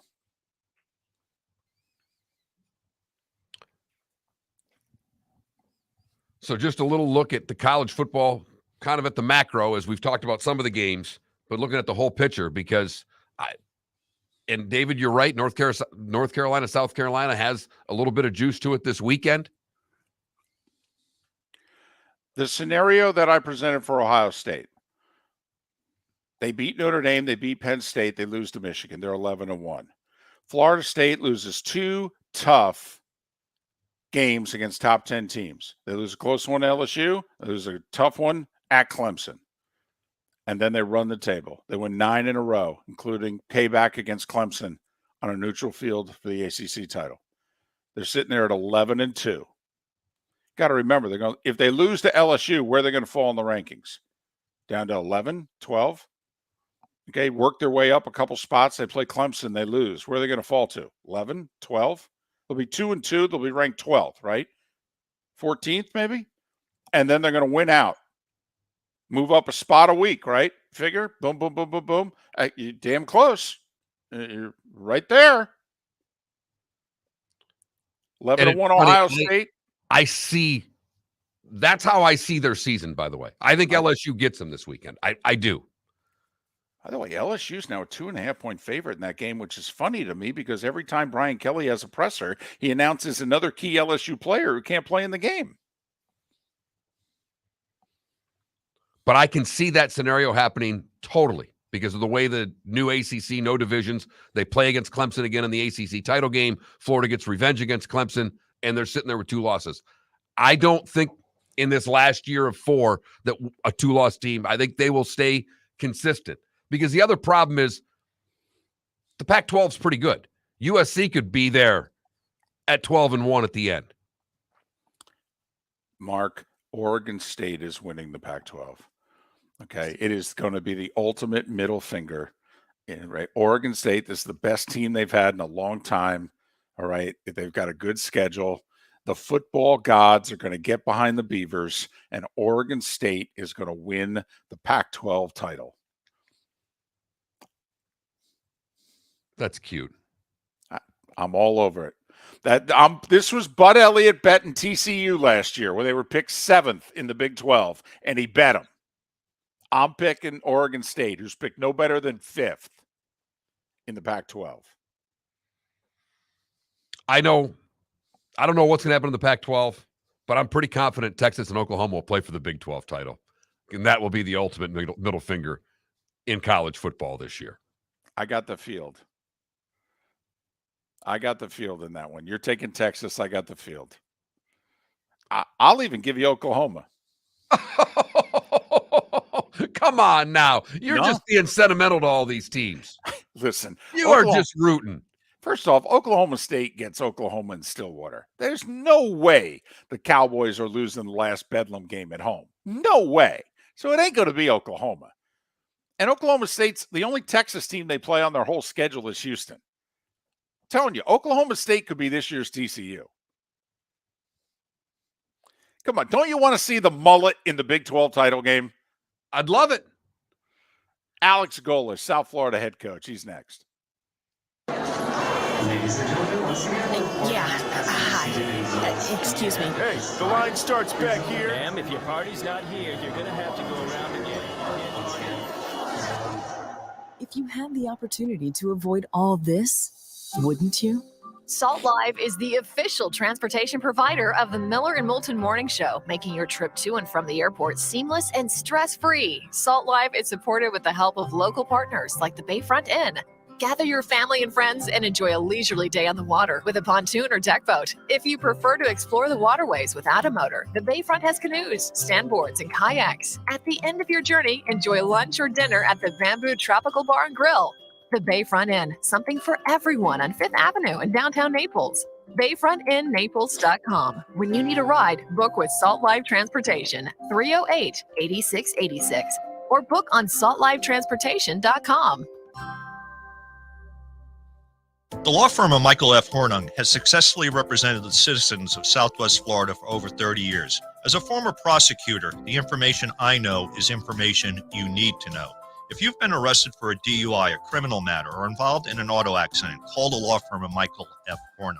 I'm a local attorney with local knowledge to assist you through the process. For a free consultation, call 239-437-0095. That's 239-437-0095. Offices in Fort Myers. Located on the East Trail, locally owned Naples Tiki Bar and Grill is an outdoor eatery next to the Hitching Post Shopping Center. Island-inspired food with a true tiki theme. The best place in Naples to enjoy the beautiful weather in Southwest Florida. The Naples Tiki Bar and Grill offers a great menu for dine-in or takeout. Enjoy our famous pulled pork, huge burgers, and tiki bar cocktails. Don't miss happy hour every day from 3 to 6 and live music 7 days a week. See you soon at the Naples Tiki Bar and Grill, 11498 Tamiami Trail East. The waterways of Naples are a beauty to behold, and the Bayfront Inn has multiple ways for guests to enjoy the water and have some fun. Gather your family and friends and enjoy a leisurely day on the water with a pontoon or deck boat. If you prefer to explore the waterways without a motor, the Bayfront has canoes, standboards, and kayaks. At the end of your journey, enjoy lunch or dinner at the Bamboo Tropical Bar and Grill. The Bayfront Inn, something for everyone, on 5th Avenue in Naples.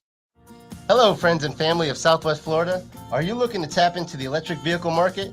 Well, look no further, because we here at Southwest Florida Golf Carts have just what you need. E-bikes, golf carts, LSVs, scooters, and more.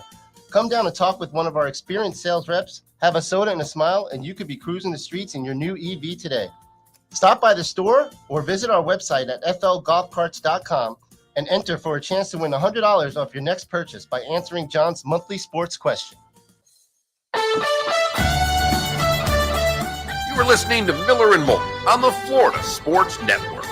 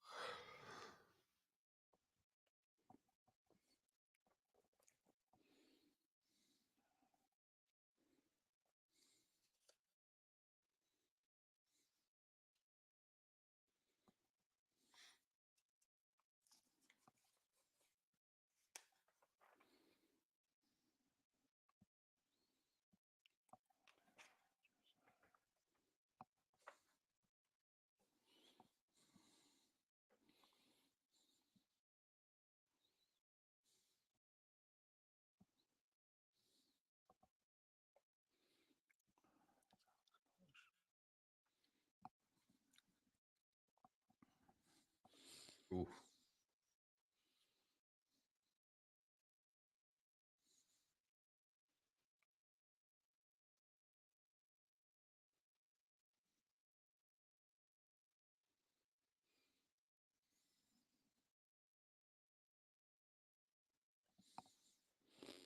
Ohio State may have the best roster in the country,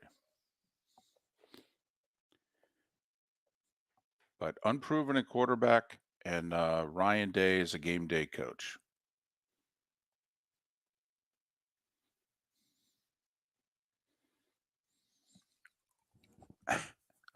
No, they don't, Adam.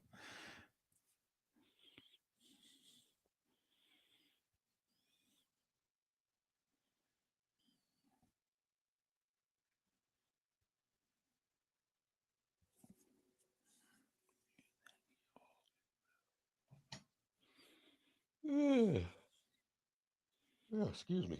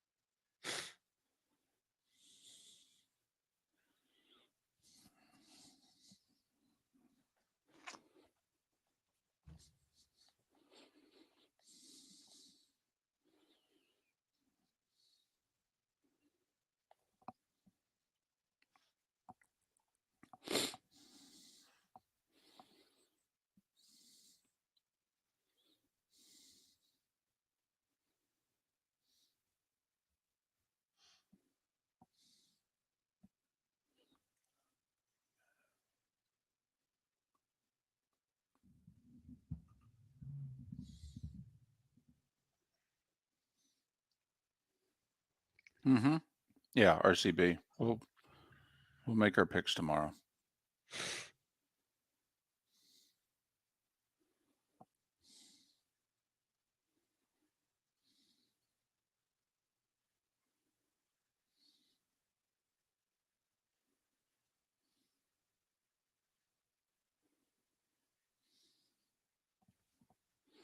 Coach is on.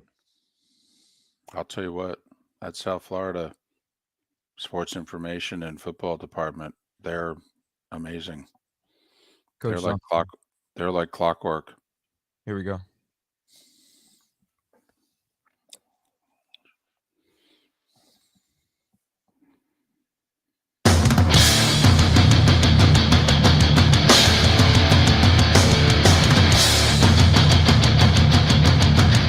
You are listening to Miller and Moulton, exclusively on the Florida Sports Network.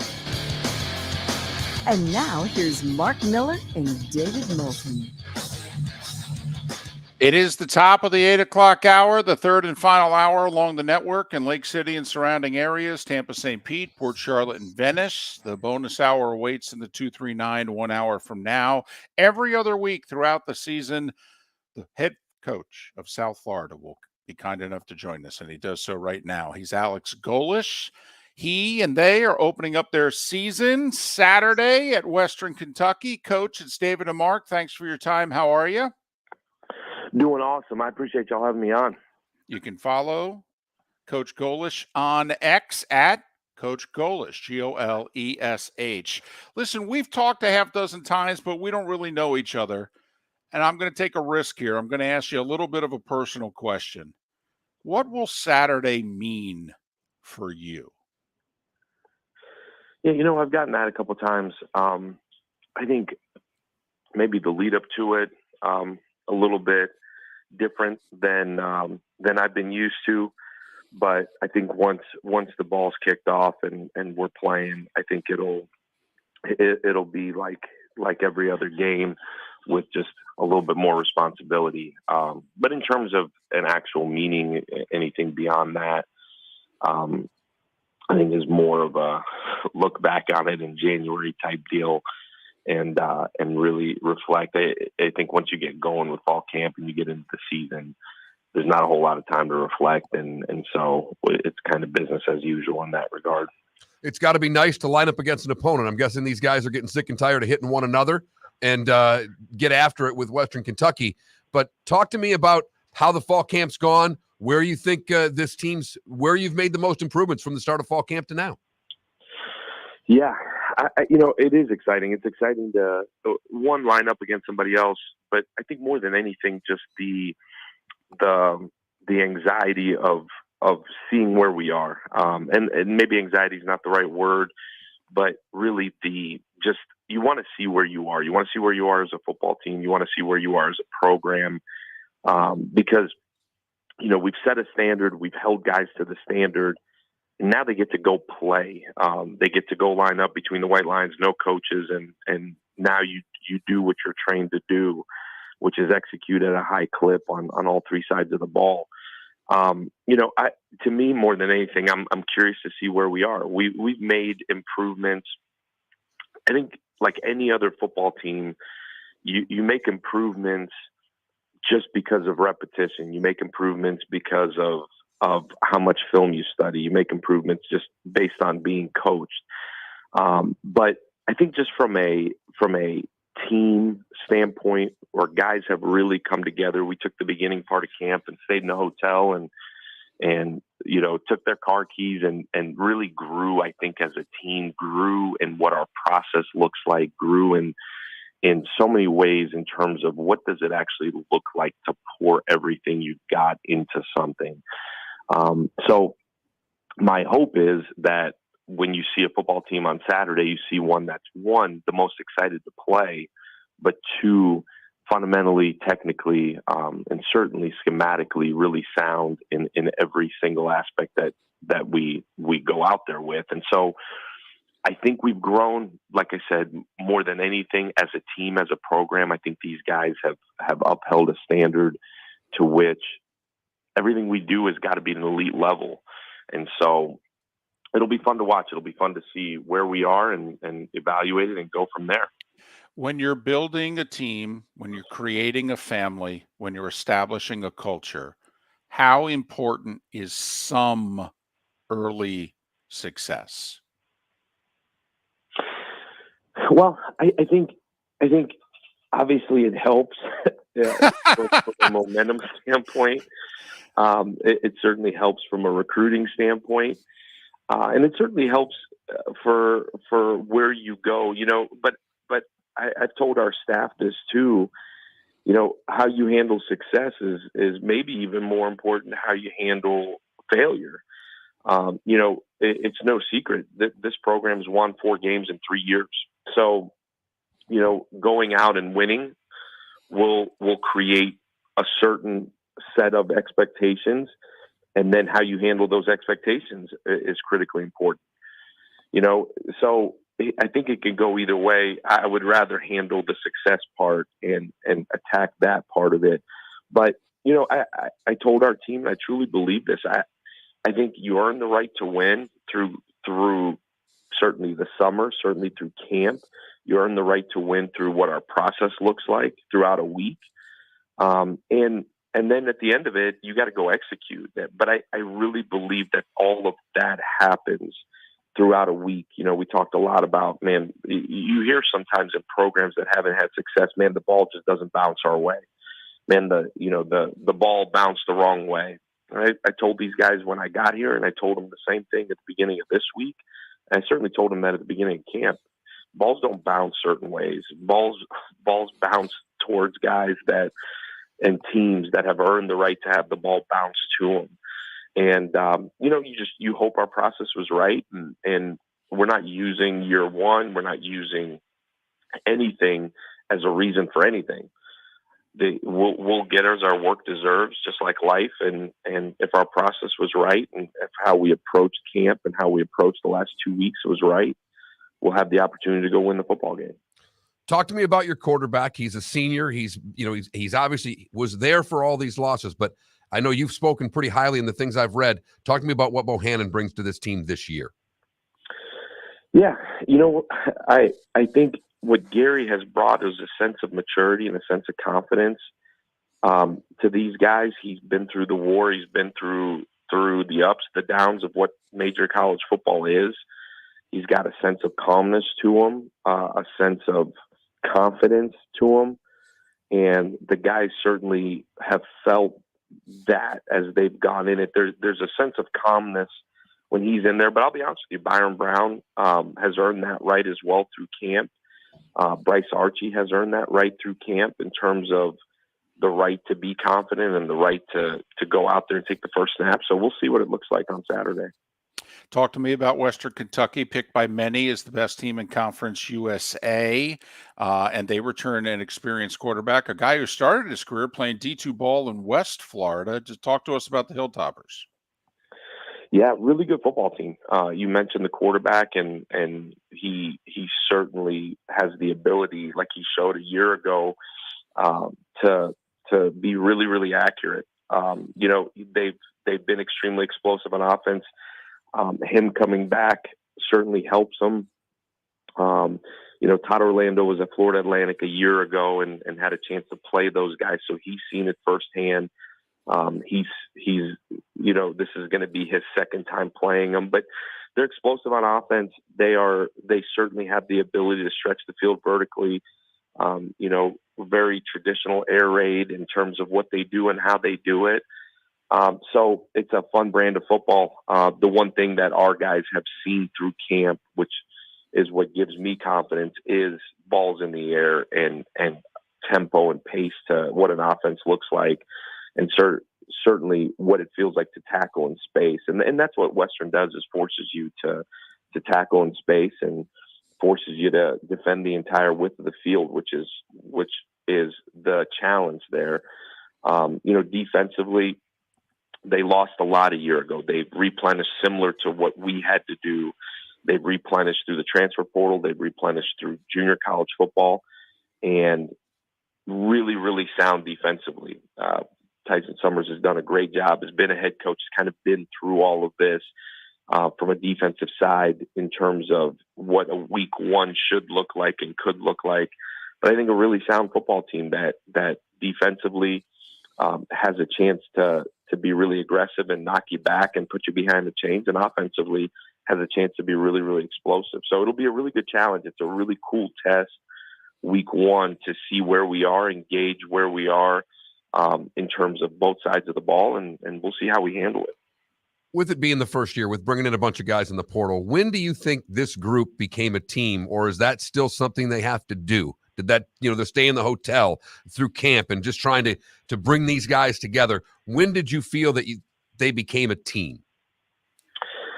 To be honest with you, I think from the day we got here to the beginning of fall camp, it's been really, really cool to see what they've gone through together. We talked a lot about guys that want to be here are the only ones left. There was a handful of guys that didn't want to be here that aren't here. There's a handful of guys that we didn't feel like were right for the culture that aren't here. And so I feel like the guys that are here were either they chose to stay or they were chosen by us to be here. So I think there's like a sense of pride amongst those guys that, hey, we're the right guys for the job here. And so I think they really felt that way the day we hit fall camp. We came out here, how they've competed, how they've worked, how they've attacked, how much they've loved each other through the process has been really, really cool to see.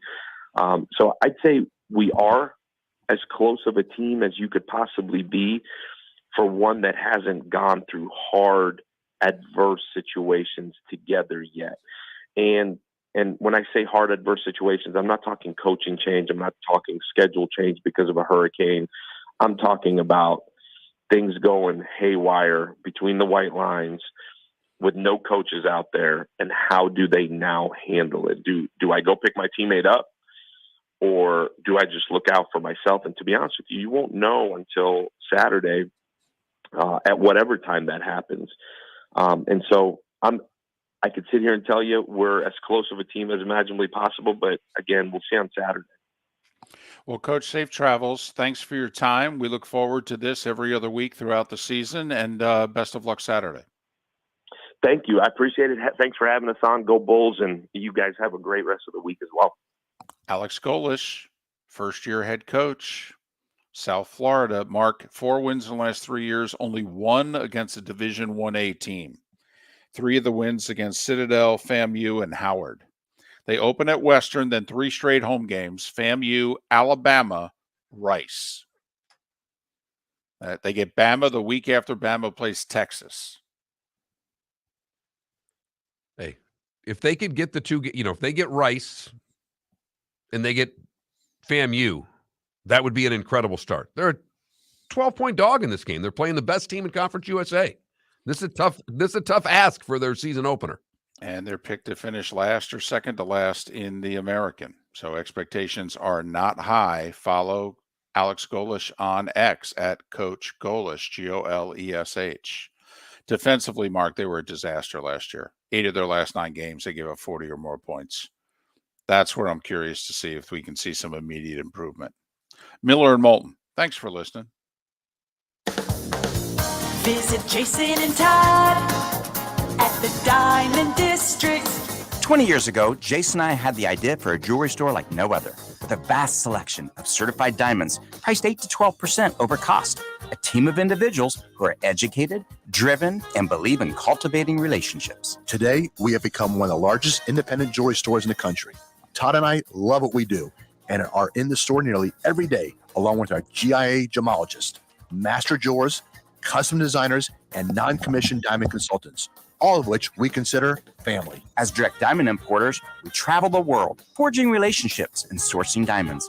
What we love most about our business is that we can call Southwest Florida our home. If selection, value, and comfort are important to you, give the Diamond District an opportunity. You won't find a better diamond buying experience. Todd and I look forward to shaking your hand and welcoming you to our Diamond District family. At the Diamond District. The law firm of Michael F. Hornung specializes in criminal defense, DUI, personal injury, nursing home claims, and auto accidents. I'm a former prosecutor with over 34 years of experience. The information I know is information you need to know. If you've been arrested for a DUI, time is of the essence to maintain your driving privileges. Call the law firm of Michael F. Hornung for a free consultation. At the law firm of Michael F. Hornung, we are committed to excellence in your representation. Being a local attorney with local knowledge is clutch to the success of your case. For over 30 years, we have successfully represented the citizens of Southwest Florida. For a free consultation, call 239-437-0095. That's 239-437-0095. Our offices are conveniently located in Fort Myers. Visit online at mfh-law.com.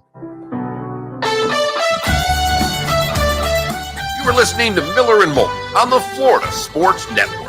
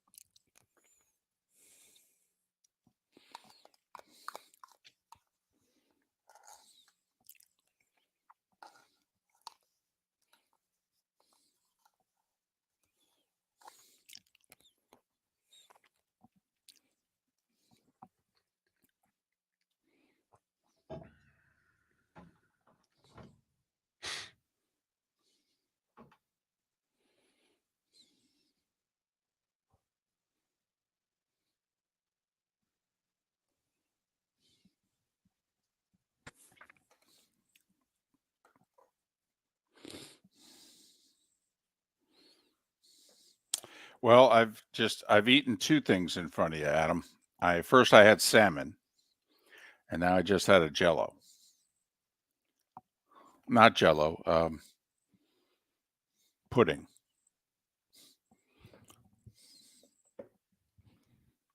So I've had a banana, a breakfast bar, salmon, and some chocolate pudding. Thank you. Far. I'm starving. I am too. I don't have a kitchen I can walk to. No, you don't. But who knows? Maybe one day.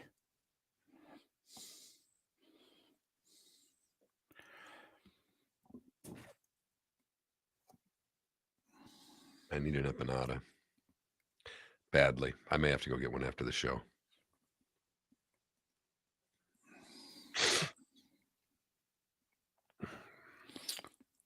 Remember how I said Padres are 0-11 in extra inning games? They're 6-22 in one-run games. 6-22. And as the tweet says, if that sounds historically bad, it's because it is.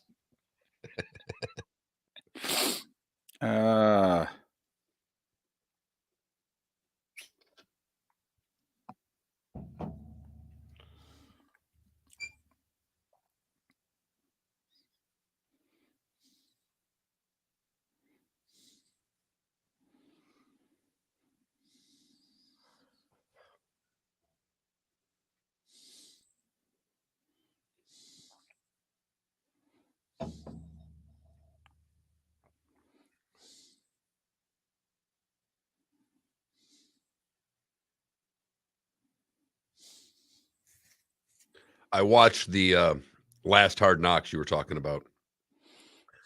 The best part was Aaron Rodgers telling the guy, "I don't even know who you are."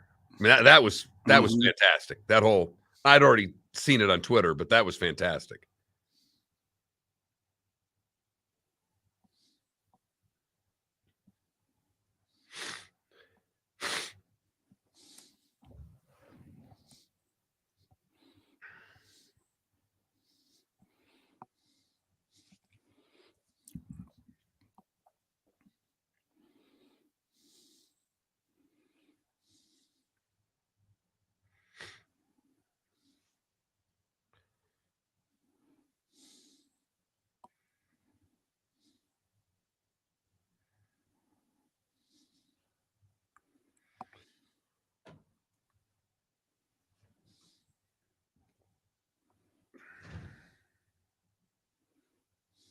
Ever had mac and cheese? What kind of question is that? How do you live life without having mac and cheese?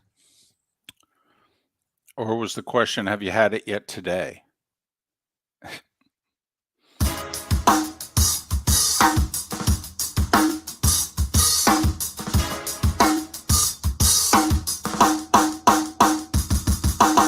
Welcome back to Miller and Moulton, only on the Florida Sports Network.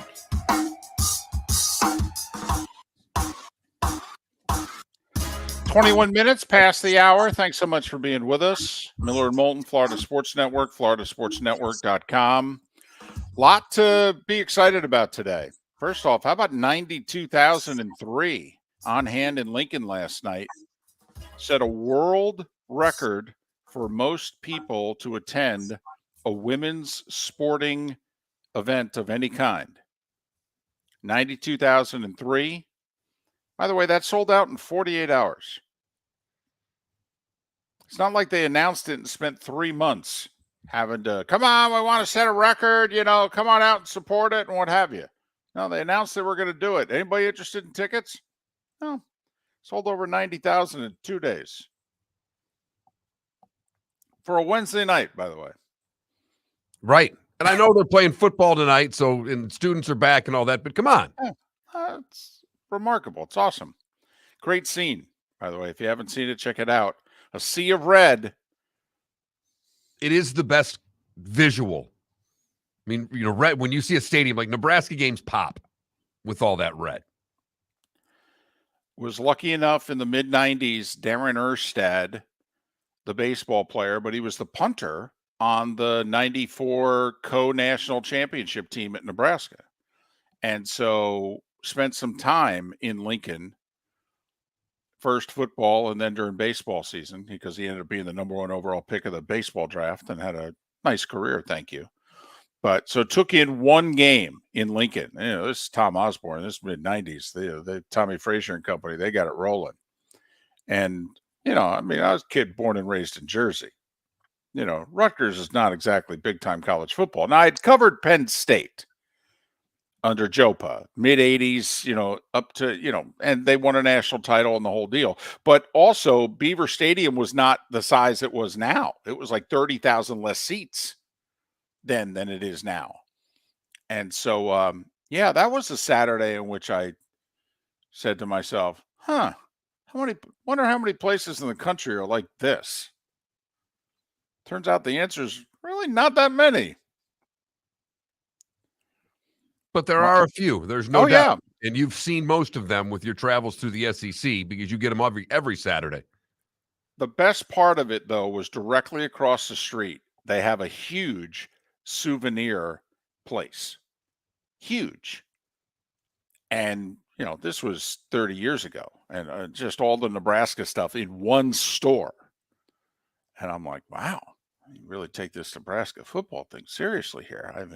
I've never even seen some of these items up for sale. Wow. So, by the way, Tom Osborne taking his morning run in the stadium. I'm sitting there doing a stand-up, got the cameraman behind me, okay? And he's like, hey, why don't we wait until that jogger gets out of your shot? I go, okay. So we wait a few seconds. I turn, I look, I go, no, that's Tom Osborne. How about if we actually do the stand-up with him in the shot? Okay, that would be great. But Gators in action tonight. College football season kicking off tonight, baby. Notre Dame, USC, they played glorified exhibitions. That was really nice. It was cute. Appreciate it. Thanks. Entree tonight.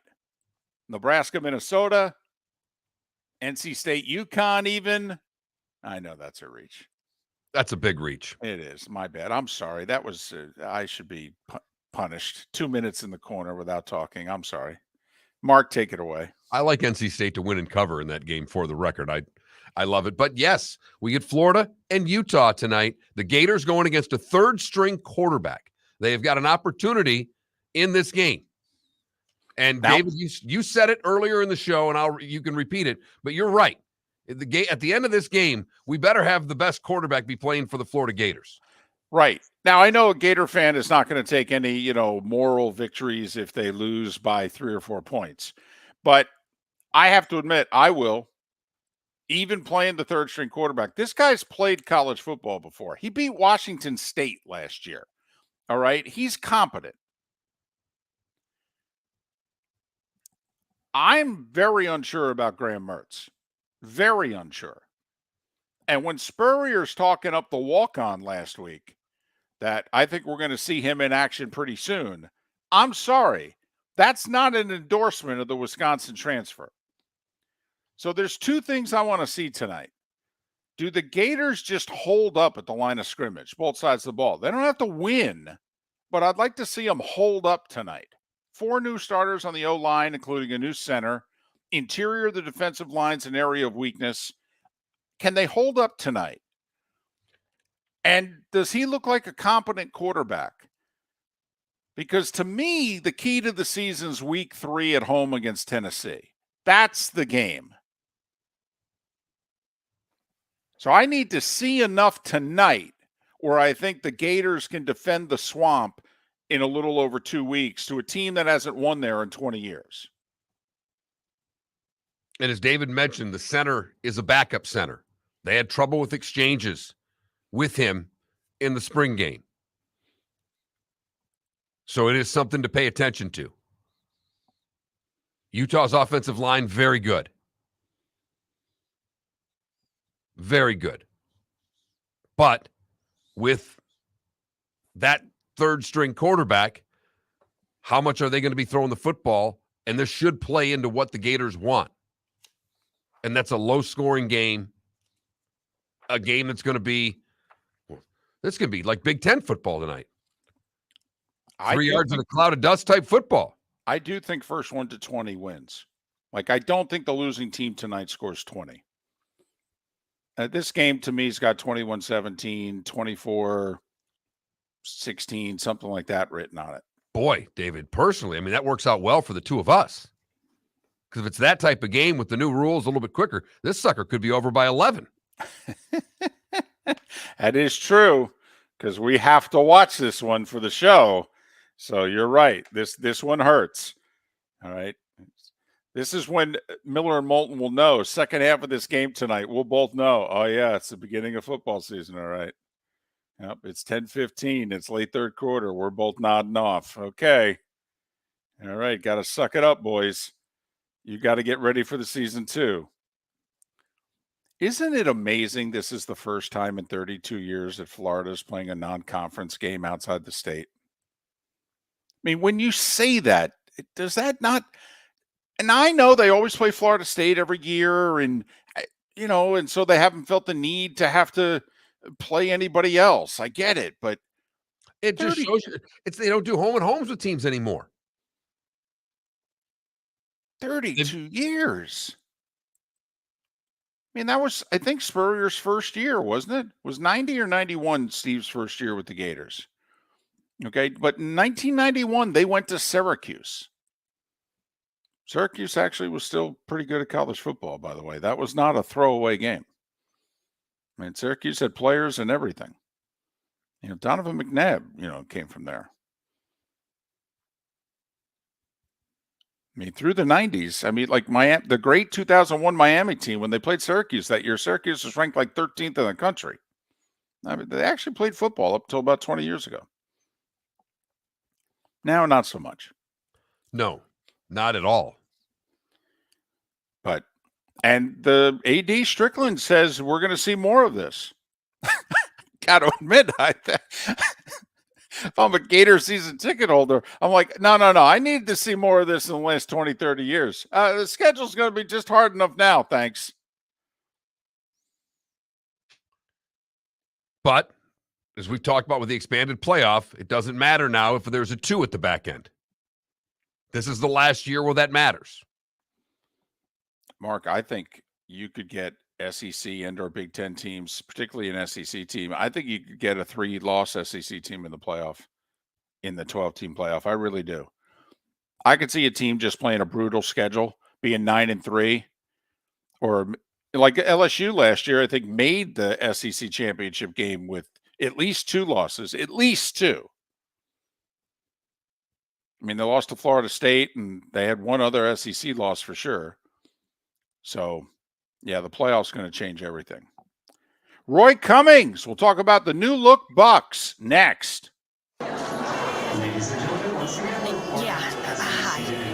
Excuse me. Hey, the line starts back here. Ma'am, if your party's not here, you're going to have to go around again. If you had the opportunity to avoid all this, wouldn't you? Salt Live is the official transportation provider of the Miller and Moulton Morning Show, making your trip to and from the airport seamless and stress-free. Salt Live is supported with the help of local partners like the Bayfront Inn. Gather your family and friends and enjoy a leisurely day on the water with a pontoon or deck boat. If you prefer to explore the waterways without a motor, the Bayfront has canoes, standboards, and kayaks. At the end of your journey, enjoy lunch or dinner at the Bamboo Tropical Bar and Grill. The Bayfront Inn, something for everyone on 5th Avenue in downtown Naples. BayfrontInNaples.com. When you need a ride, book with Salt Live Transportation, 308-8686, or book on saltlivetransportation.com. Visit Jason and Todd at the Diamond District. 20 years ago, Jason and I had the idea for a jewelry store like no other, with a vast selection of certified diamonds priced 8 to 12% over cost. A team of individuals who are educated, driven, and believe in cultivating relationships. Today, we have become one of the largest independent jewelry stores in the country. Todd and I love what we do and are in the store nearly every day, along with our GIA gemologists, master jewelers, custom designers, and non-commissioned diamond consultants, all of which we consider family. As direct diamond importers, we travel the world, forging relationships and sourcing diamonds. What we love most about our business is that we can call Southwest Florida our home. If selection, value, and comfort are important to you, give the Diamond District an opportunity. You won't find a better diamond buying experience. Todd and I look forward to shaking your hand and welcoming you to our Diamond District family. At the Diamond District. You are listening to Miller and Moulton on the Florida Sports Network.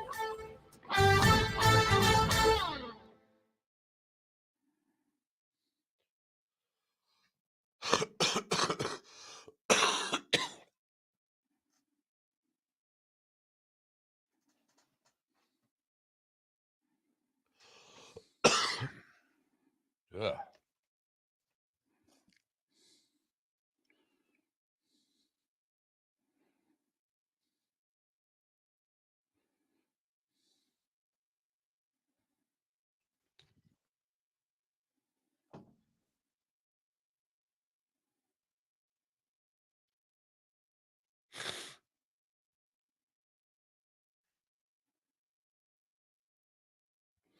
So that seaside resort on Fort Myers Beach, was that being rebuilt? And The one that's where the roof came off? Yeah, and that's Yes. why the It was roof a came temporary off? it was a temporary roof. Gotcha.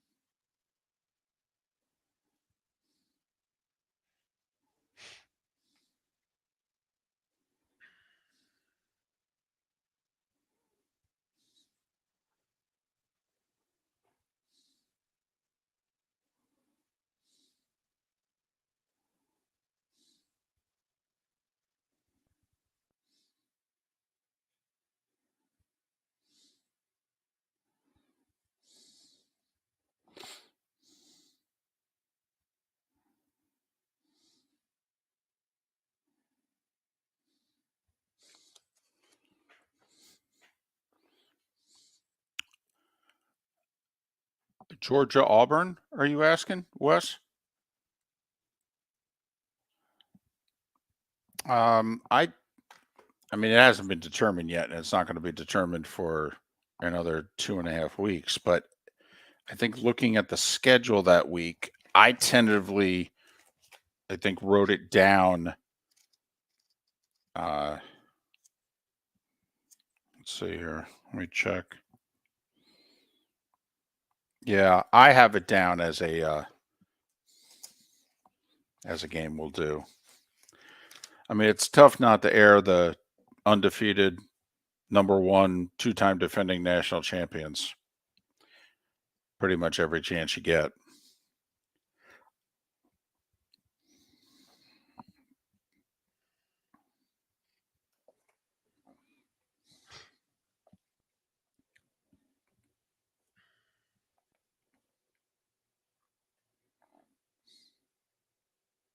The gator chop, Adam.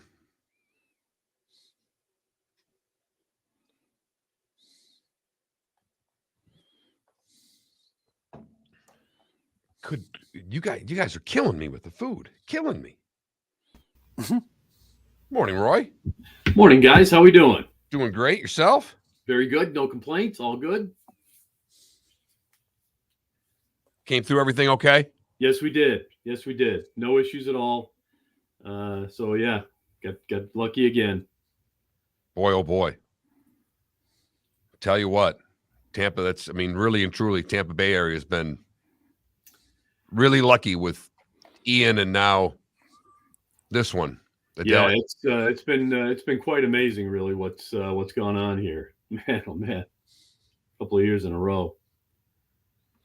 Well, and even with the side swipe that you guys got, it just shows how vulnerable your area is, because the center of that storm was 150 miles away, and Bayshore was completely flooded out and all that. I mean, if you guys get anything remotely resembling a hit, you guys are going to be in trouble. Yeah, no, you're right about that. No doubt about it. It's all right, here we go. Quite dicey.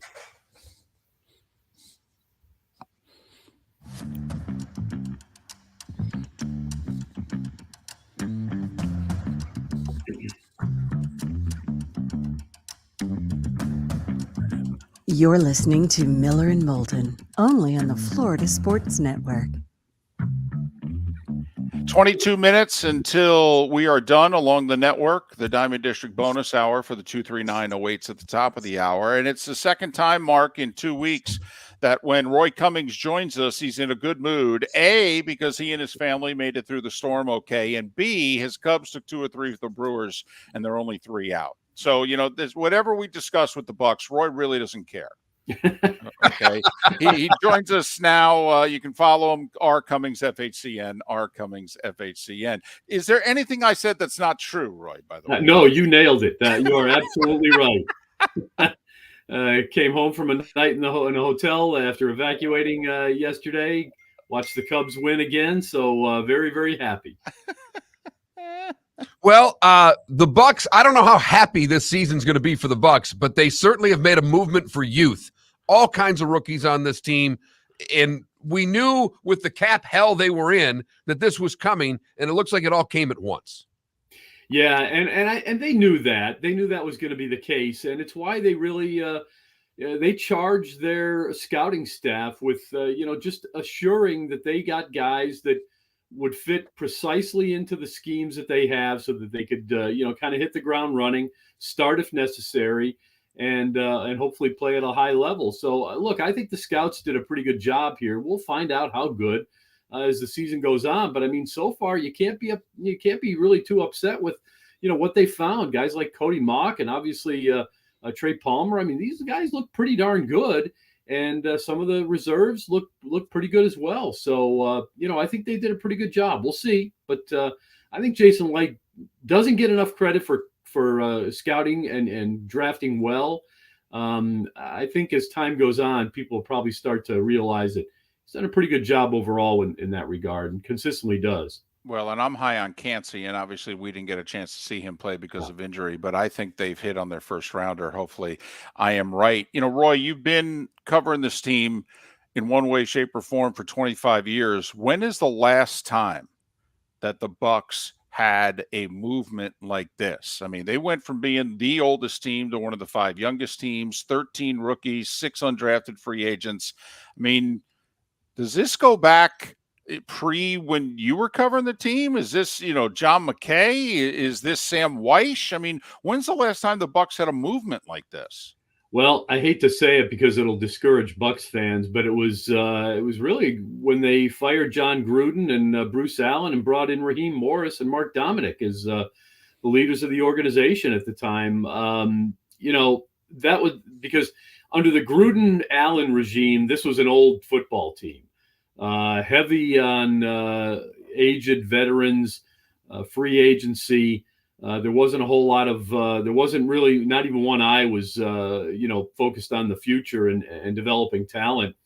But it changed when Raheem Morris came in, and obviously it didn't work out so well. But no, I think that we probably have to go back to that spot, that time when Raheem came in, and it wasn't like they had bad players necessarily. It's just the chemistry didn't come together really after a couple of years, and it just obviously led to some struggles. And they did have the 1-10-6 season, and they looked like they hit on Josh Freeman. I mean, let's be honest. They thought they hit on their quarterback, and when he went in the tank, so did they.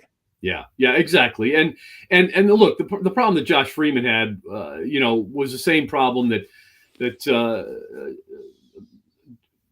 the Bucs have had for years. That Wilson had. I mean, if you can't protect the lead, your quarterback has to go out there and try to make, special plays.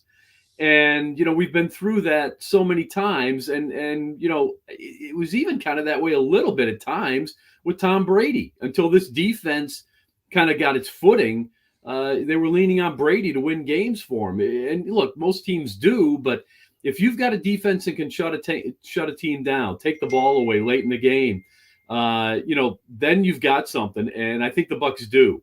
And so I think that's what's going to allow them to stick to their game plan, which is going to be running the ball, throwing off play action, not testing Baker Mayfield too much.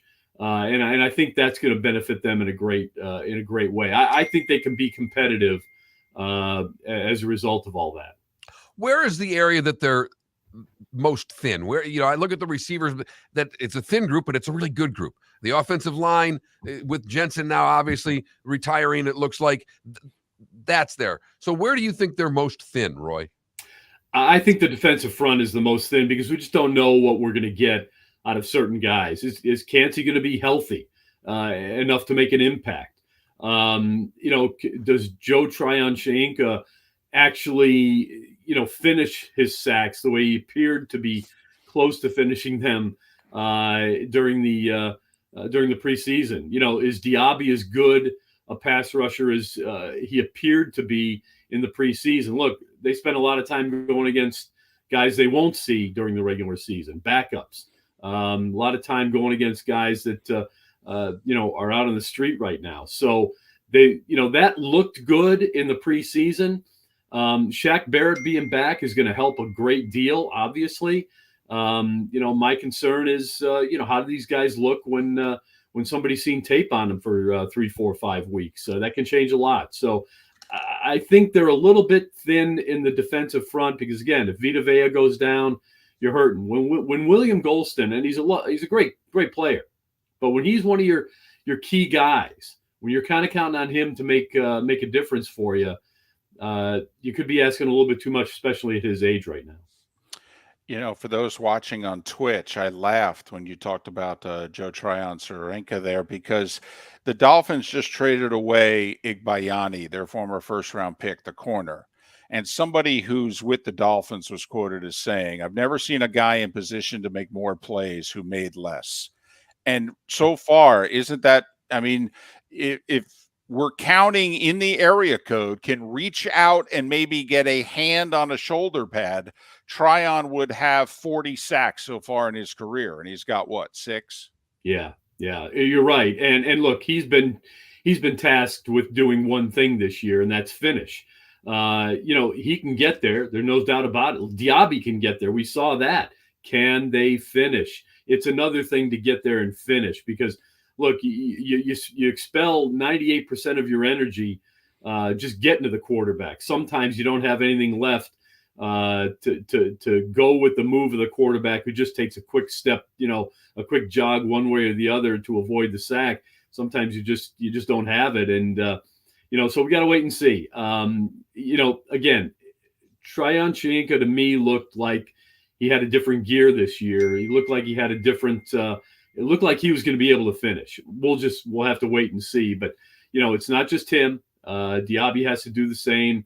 Other guys have to do it. Obviously, Gaines, some of these backups have to get there. And Vita Vea, is he going to be the one-man wrecking crew that he can be? We have to wait and see.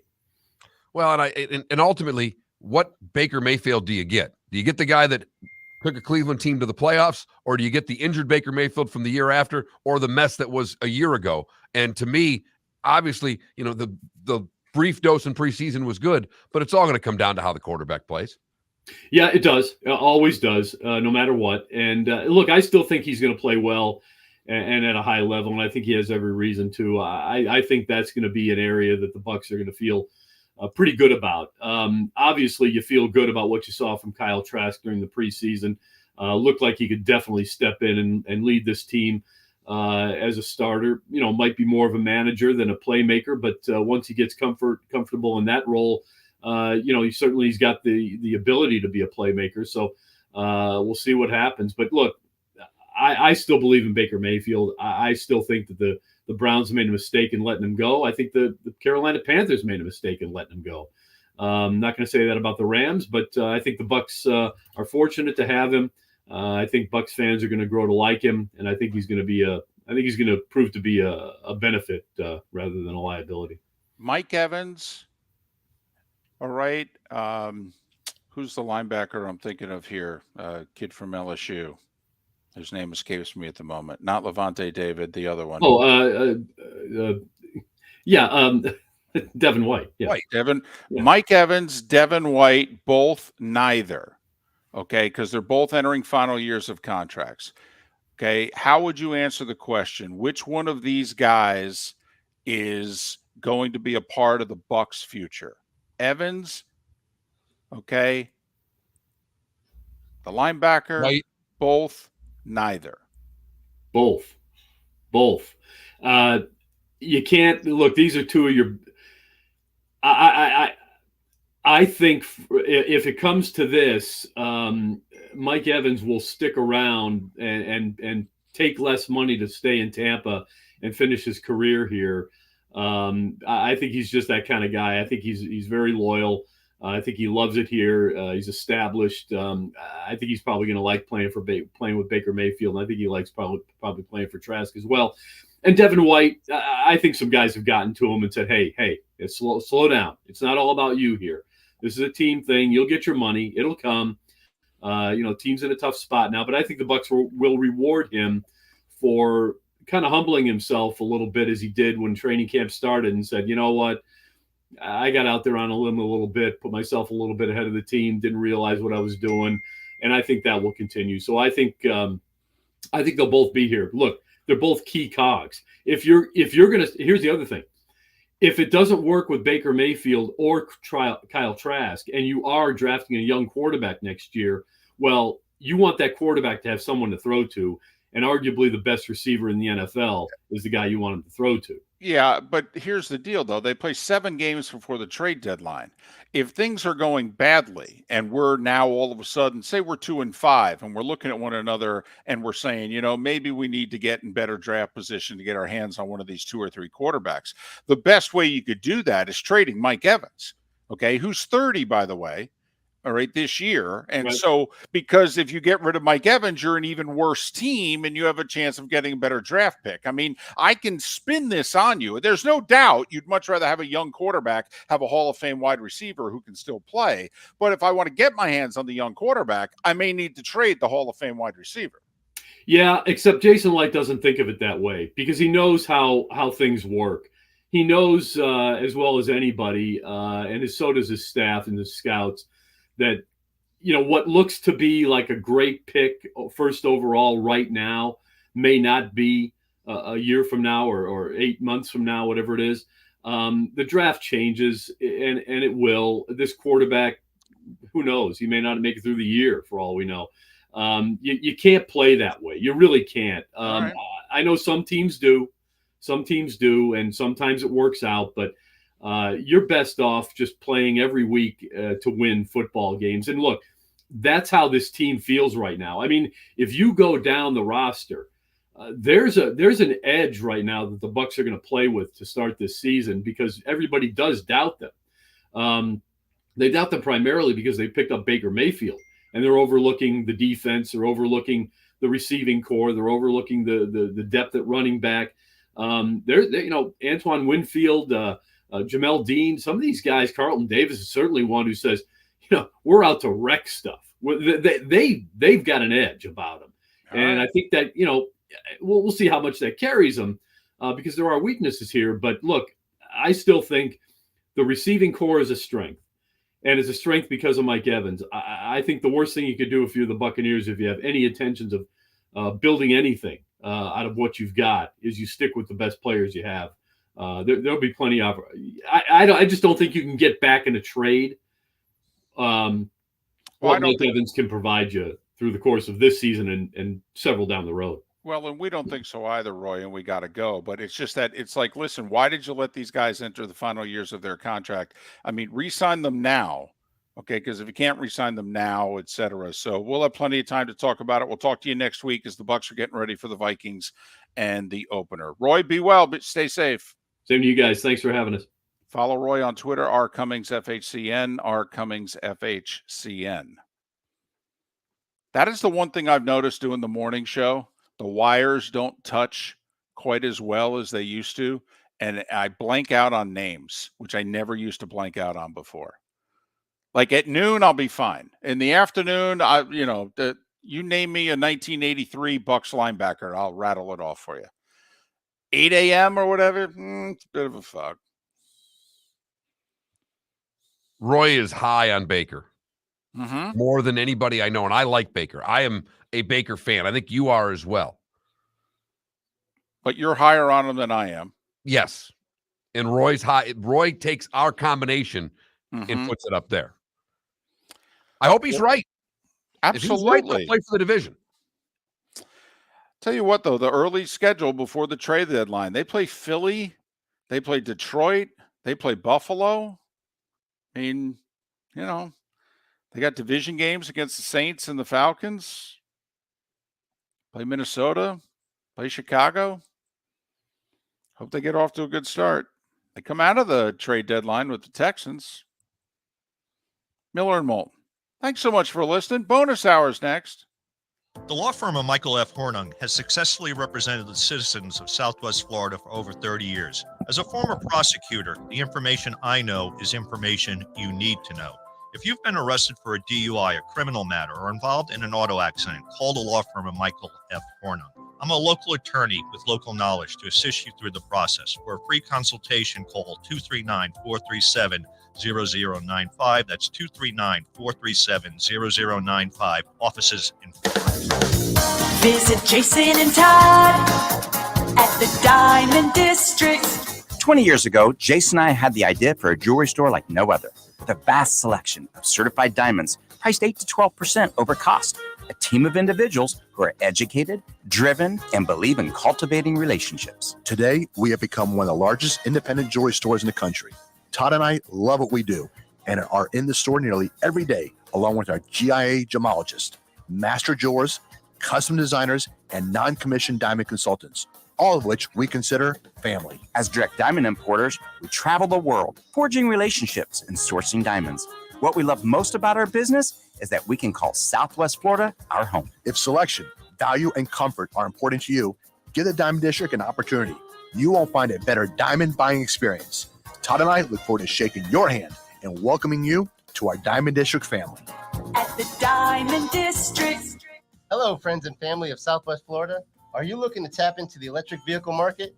Well, look no further, because we here at Southwest Florida Golf Carts have just what you need. E-bikes, golf carts, LSVs, scooters, and more.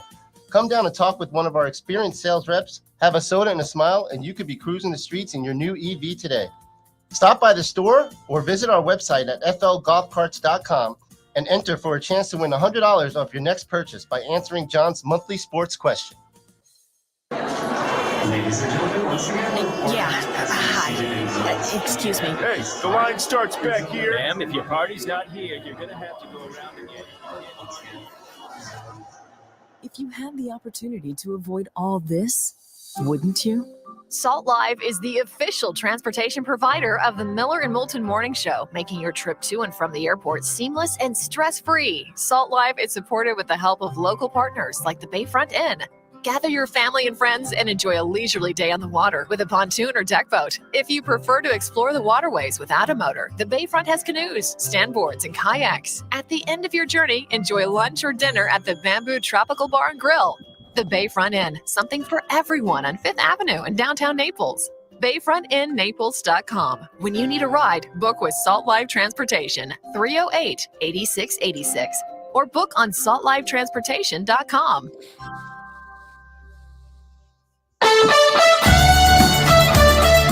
You are listening to Miller and Moulton on the Florida Sports Network.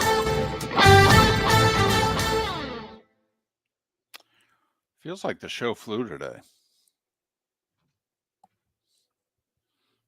I don't know if you feel that way, but I feel like the show moved today. Yeah. Like yesterday felt just out of sync. Had the show lined up and it just, I don't know.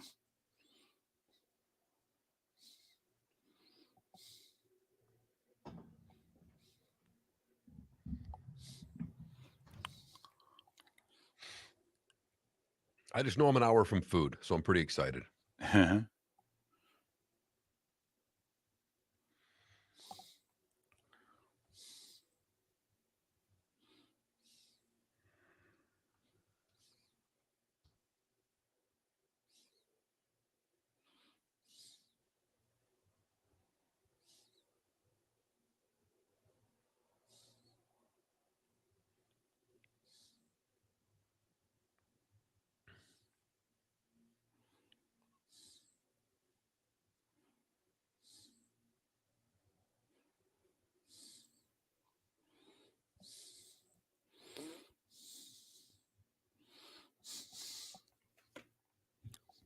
Yes, RCB, Logan Hall's a disappointment. I mean, most of the outside of Vita Vea, I mean, I would argue all the defensive linemen they've drafted have been disappointments.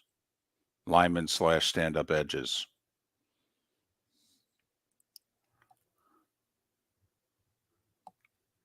Listen, I don't think the guys Buffalo has drafted have done anything. Hell, they just traded Basham. You know, most of the young defensive linemen recent years, I think, have underachieved.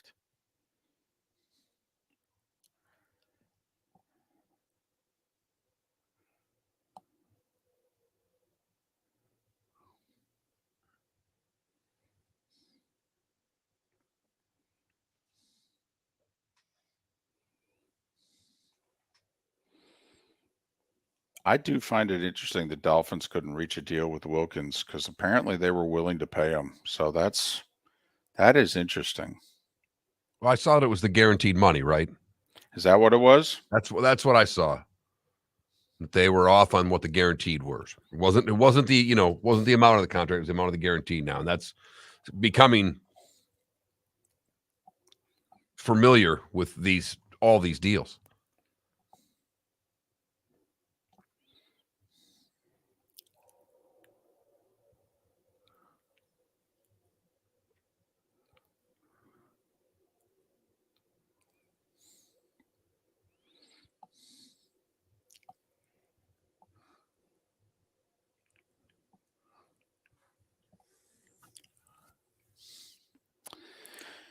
Hoo, hoo, hoo.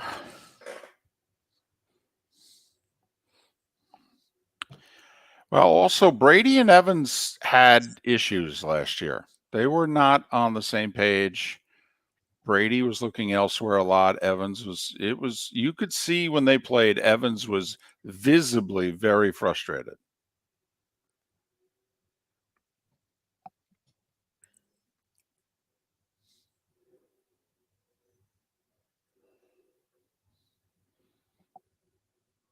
And I think RCB, part of it is Brady just has a clock in his head to get rid of it so quickly that it didn't fit Evans's game as well.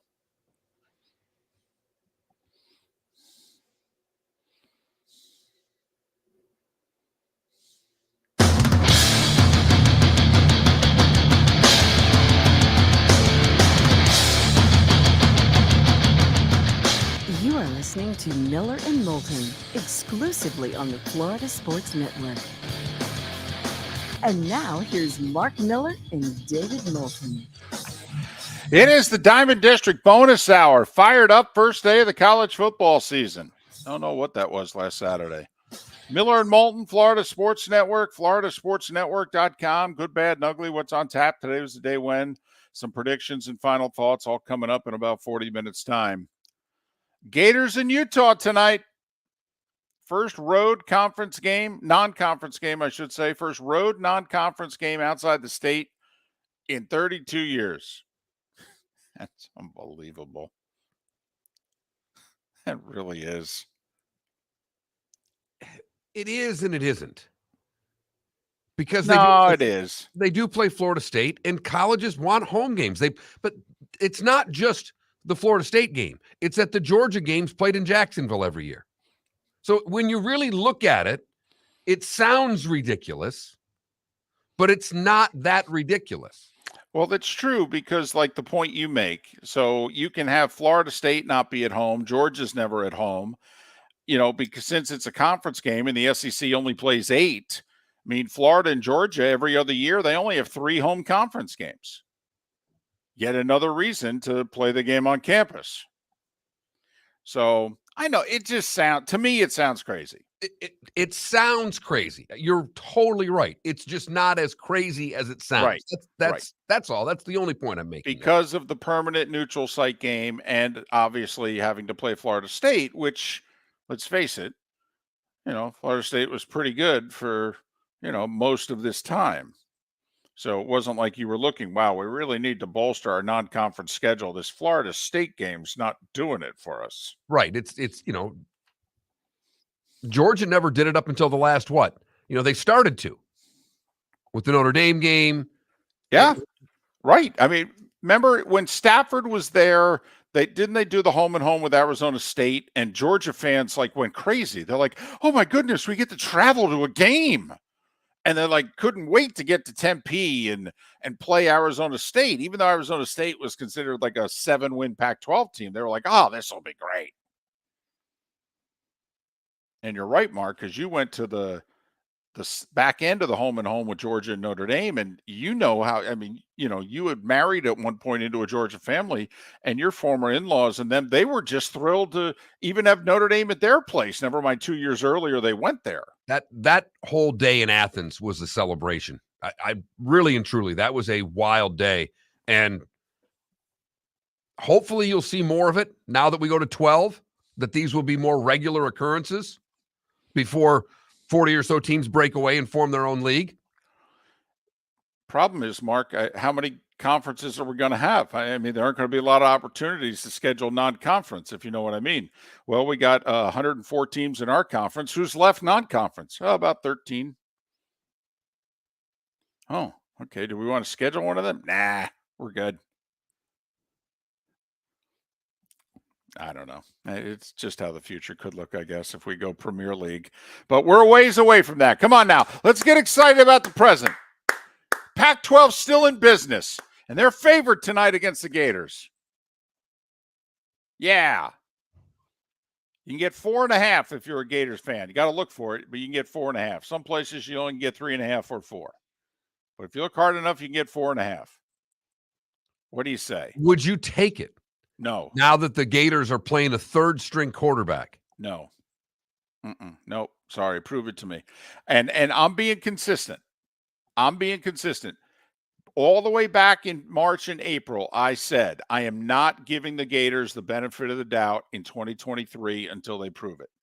Because we gave them the benefit of the doubt at points in time in the last 2 years, and they went 6-7 and 6-7. They have not earned the benefit of the doubt. There is nothing about this coach here and this group of players here that have earned the benefit of the doubt. They haven't. And the reason, by the way, that they beat Utah last year, he's quarterbacking the Colts. So no. Never mind. I mean, Florida has just a modest 4.5 point underdog. Now, part of it is Florida's not an underdog very often, granted. But still, just a 4.5 point underdog. We pointed out earlier in the show, when was the last time the Gators won a game when they were just a 4-point dog? You got to go back 5 years. This team has not overachieved very often, if you know what I mean, lately. So no, Mark, If I'm losing money on this game, I want to lose it on Utah. I'd kick myself if I bet on the Gators and lost money. I do agree with that. And I think right now,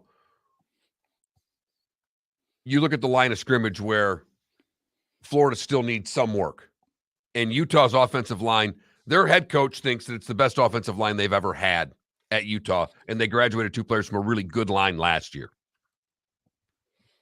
Now, I will say, though, if you're the Gators, because first off, that tight end's not back, who just absolutely bludgeoned you last year. But also with the quarterback out, I mean, if you're the Gators, you're putting an extra guy in that box. All day long.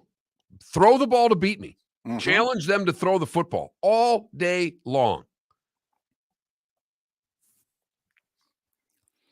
So, but to me, I am looking at this as a quality. I can learn a lot about this team. And Mark, let's just say they fall behind. They're down 14, 17 points.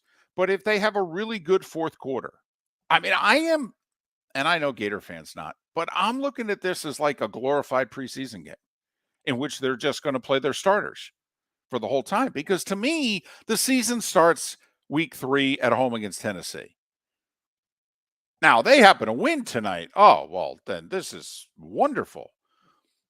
But, I mean, come on, we got to be realistic here. I mean, the Gators have on their schedule top 15 opponents: Utah, Tennessee, Georgia, LSU, Florida State, right? Or is Tennessee just outside the top 15? Okay. But I think they have I don't think so. I think they're in the top 15. I mean, Utah, Tennessee, Georgia, LSU, Florida State. This is, in some places, this is the toughest schedule in the country. I mean, those are 5 games they're definitely going to be an underdog in. It's just a matter of what the number is. Now, they win tonight. The number against Tennessee could be really small. But to me, the season starts week 3 against Tennessee. You win that, beat Charlotte the next week. Now, all of a sudden, you're no worse than 3-1. You're going to Kentucky with Vandy on the other side. Now, all of a sudden, you can look at one another and go, do we have a chance to go to the cocktail party and be within arm's length of those guys? Problem is that's going to be a pick'em game at Kentucky. Oh, at best. Right. They might even South Carolina. Well, exactly. A couple weeks after that. But Kentucky and South Carolina are on the road. Tennessee's at home. That's why, to me, the key game in this season for Florida is Tennessee. Vols haven't won there in 20 years, by the way. I know they're going to come in. They're going to be favored and all that. But, yeah, they haven't beaten you guys there. And you know that. You've pulled some wins out of the jaws of defeat. For Tennessee, remember when Jeter talked about Old Yankee Stadium and he said, just wait around, there's ghosts? I mean, the swamp is ghosts to Tennessee. It doesn't matter. They've had a 13-point lead with 5 minutes to play and lost. So that's why, to me, the game for Napier, plus to me, Mark, wouldn't it be better if you're going to have your first statement win? Like when Orgeron established himself as the LSU coach, when he beat Georgia at home in his second full year as the LSU head coach, they were still unsure as to whether he was the guy. Burrow's first year at LSU, they came from behind in the second half. They beat Georgia at Tiger Stadium. That's when the faithful said, okay, we're behind this guy. He's our guy. Let's see what he can do. And I think Napier needs to have that moment week 3 against Tennessee. Beat the Vols. And the crowd goes, okay, we're with you. We'll put up with you. We know it's not going to be easy, but we're behind you. The other side, unfortunately, is if David's right about Mertz. Oh, boy. Then, and they lose tonight and lose to Tennessee, they're going into Kentucky a 4 or 5 point dog. And with a different quarterback. And that is the reason, by the way, why I am not high on the Gators this year. I do not like their quarterback room. I don't think there are many games in which they are going to have the best quarterback on the field. It's really tough to win that way in modern football if you don't have the better quarterback. Like tonight, come on now. This guy, I know he's a first-year starter with you, but this guy started 3 years at Wisconsin. You mean to tell me he shouldn't be the best quarterback on the field tonight? I don't care that it's a new system or what have you. Come on. The other guy started a few games. Was a walk-on, a pig farmer, by the way. Walk-on. You got a guy who's now a fourth-year starter in college football. You shouldn't have the best quarterback tonight? It needs to be obvious as far as I'm concerned. This is the quarterback position at Florida. Boy, if you were announcing Utah and you had a pig farmer as a quarterback, how many bacon jokes could you make in one game? Oh, my goodness, especially if it got out of hand. Right. Oh, man, get a 14-point lead. I'd be online. I'd have an internet list in front of me of sayings and what have you. Not to mention, this guy's NIL should be through the roof. He might get a deal at halftime if he gets off to a good start.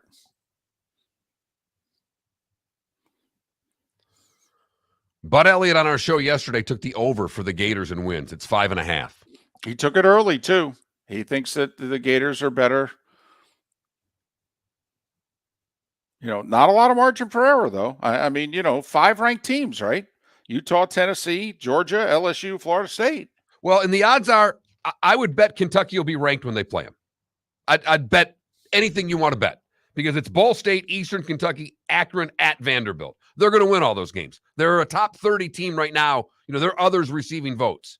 So as teams lose, I would bet you that Kentucky will be a ranked team when they play them. So the Gators are going to have to win a couple games this year in which they're underdogs going in And they haven't done a lot of that in the last 5 years. Beat Mississippi State 5 years ago. Mullins returned to Starkville. And they beat Georgia in the cocktail party. Kyle Trask, Kyle Pitts and company 3 years ago. Otherwise, they haven't been an underdog very often, but when they have, they lose. They were a 2-point dog to Utah last year, though, on opening day. They were. Miller and Moulton getting ready for the Gators and the Utes. Tonight, college football actually gets going. No more week 0. Week 1 is here. And we thank you so much for listening to Miller and Moulton on the Florida Sports Network. Located on the East Trail, locally owned Naples Tiki Bar and Grill is an outdoor eatery next to the Hitching Post Shopping Center. Island-inspired food with a true tiki theme. The best place in Naples to enjoy the beautiful weather in Southwest Florida. The Naples Tiki Bar and Grill offers a great menu for dine-in or takeout. Enjoy our famous pulled pork, huge burgers, and tiki bar cocktails. Don't miss happy hour every day from 3 to 6 and live music 7 days a week. See you soon at the Naples Tiki Bar and Grill, 11498 Tamiami Trail East.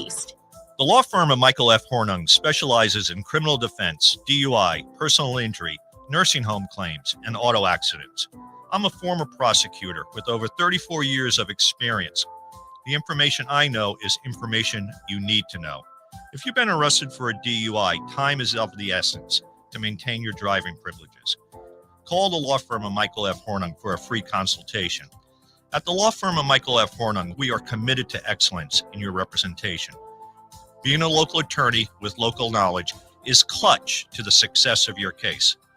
For over 30 years, we have successfully represented the citizens of Southwest Florida. For a free consultation, call 239-437-0095. That's 239-437-0095. Our offices are conveniently located in Fort Myers. Visit online at mfh-law.com. Hello, friends and family of Southwest Florida. Are you looking to tap into the electric vehicle market? Well, look no further because we here at Southwest Florida Golf Carts have just what you need. E-bikes, golf carts, LSVs, scooters, and more. Come down and talk with one of our experienced sales reps, have a soda and a smile, and you could be cruising the streets in your new EV today. Stop by the store or visit our website at flgolfcarts.com and enter for a chance to win $100 off your next purchase by answering John's monthly sports question. You are listening to Miller and Moulton on the Florida Sports Network.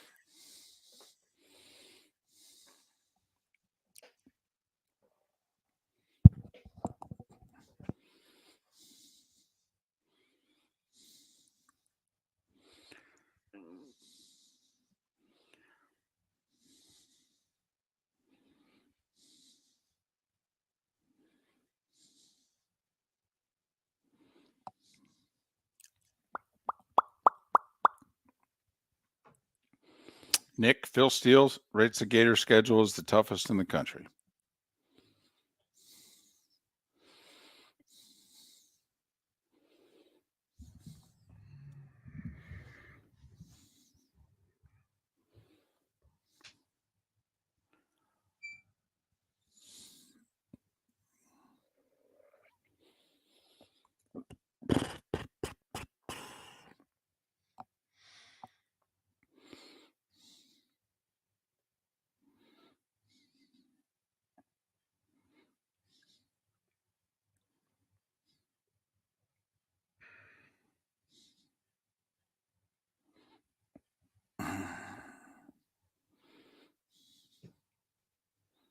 I'm so hungry. This Taco Bell commercial looks good right now. I had Taco Bell breakfast one time. It's actually so damn good. I'm trying to think when the last, and Taco Bell might be my favorite fast food place. And I haven't had Taco Bell. God, I couldn't even tell you. Has Maddie ever tried Taco Bell? No, not that I'm aware of. She had McDonald's a couple of weeks ago when she had a play date with a friend. I think it's the first time she'd ever had McDonald's. Are you serious? First time that she remembers having it. I think we went through a drive-through for breakfast once coming back from somewhere.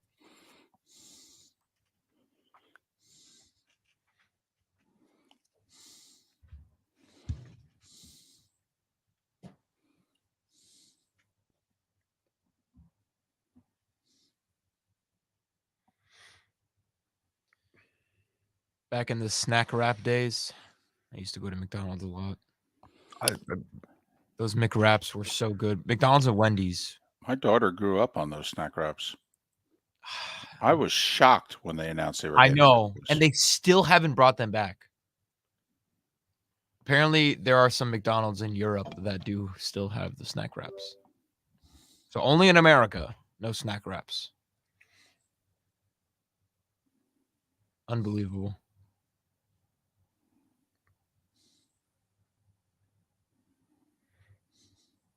It's all good, though. Chick-fil-A's wraps are really good. It's my newest discovery.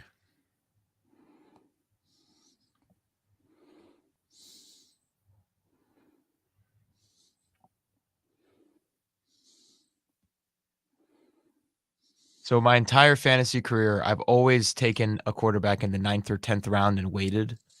I'm done doing that. I think I'm just going to be that guy that takes Mahomes in the 2nd or 3rd round.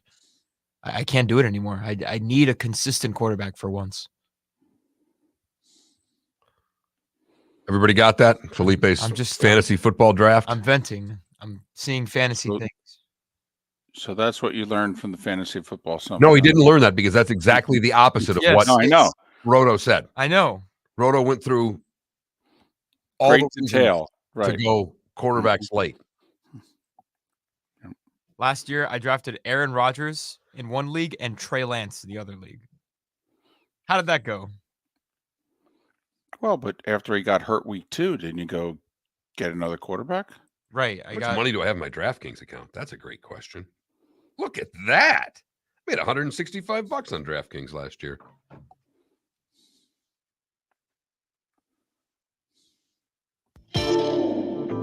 Welcome to the bonus hour, brought to you by Jason and Todd at the Diamond District.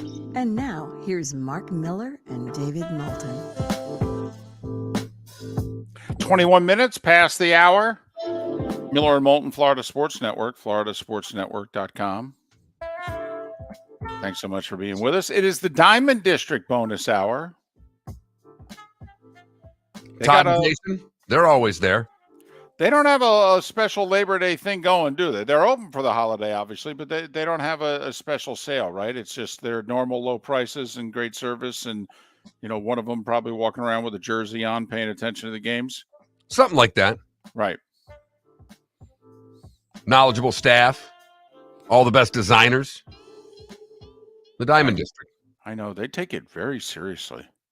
You know, it's like it's the only thing they do is jewelry. I mean, they're very serious about it. Oh, maybe that's why they're so good. All right. Hey, I saw an interesting stat. At least I think so, but, you know, I'm a bit dorky. So, you know, the NFL teams, they released a bunch of guys. And in the last 5 years, of all the teams that are releasing guys, which team's guys do you think have been picked up the most? So basically, which teams, who's getting the hand-me-downs from the one team the most? Yeah. Which teams' hand-me-downs have teams said, well, hell, I'll take that guy? The pandemic year doesn't count because there was no preseason. So this is 2018, 2019, 21, 22, and now this past cut-down day and waiver claims and all that. I mean, I'm just merely guessing one of 32 here. I'm just pulling a name out of basically like pull out of a hat and do better than I'm guessing. But I would, San Francisco.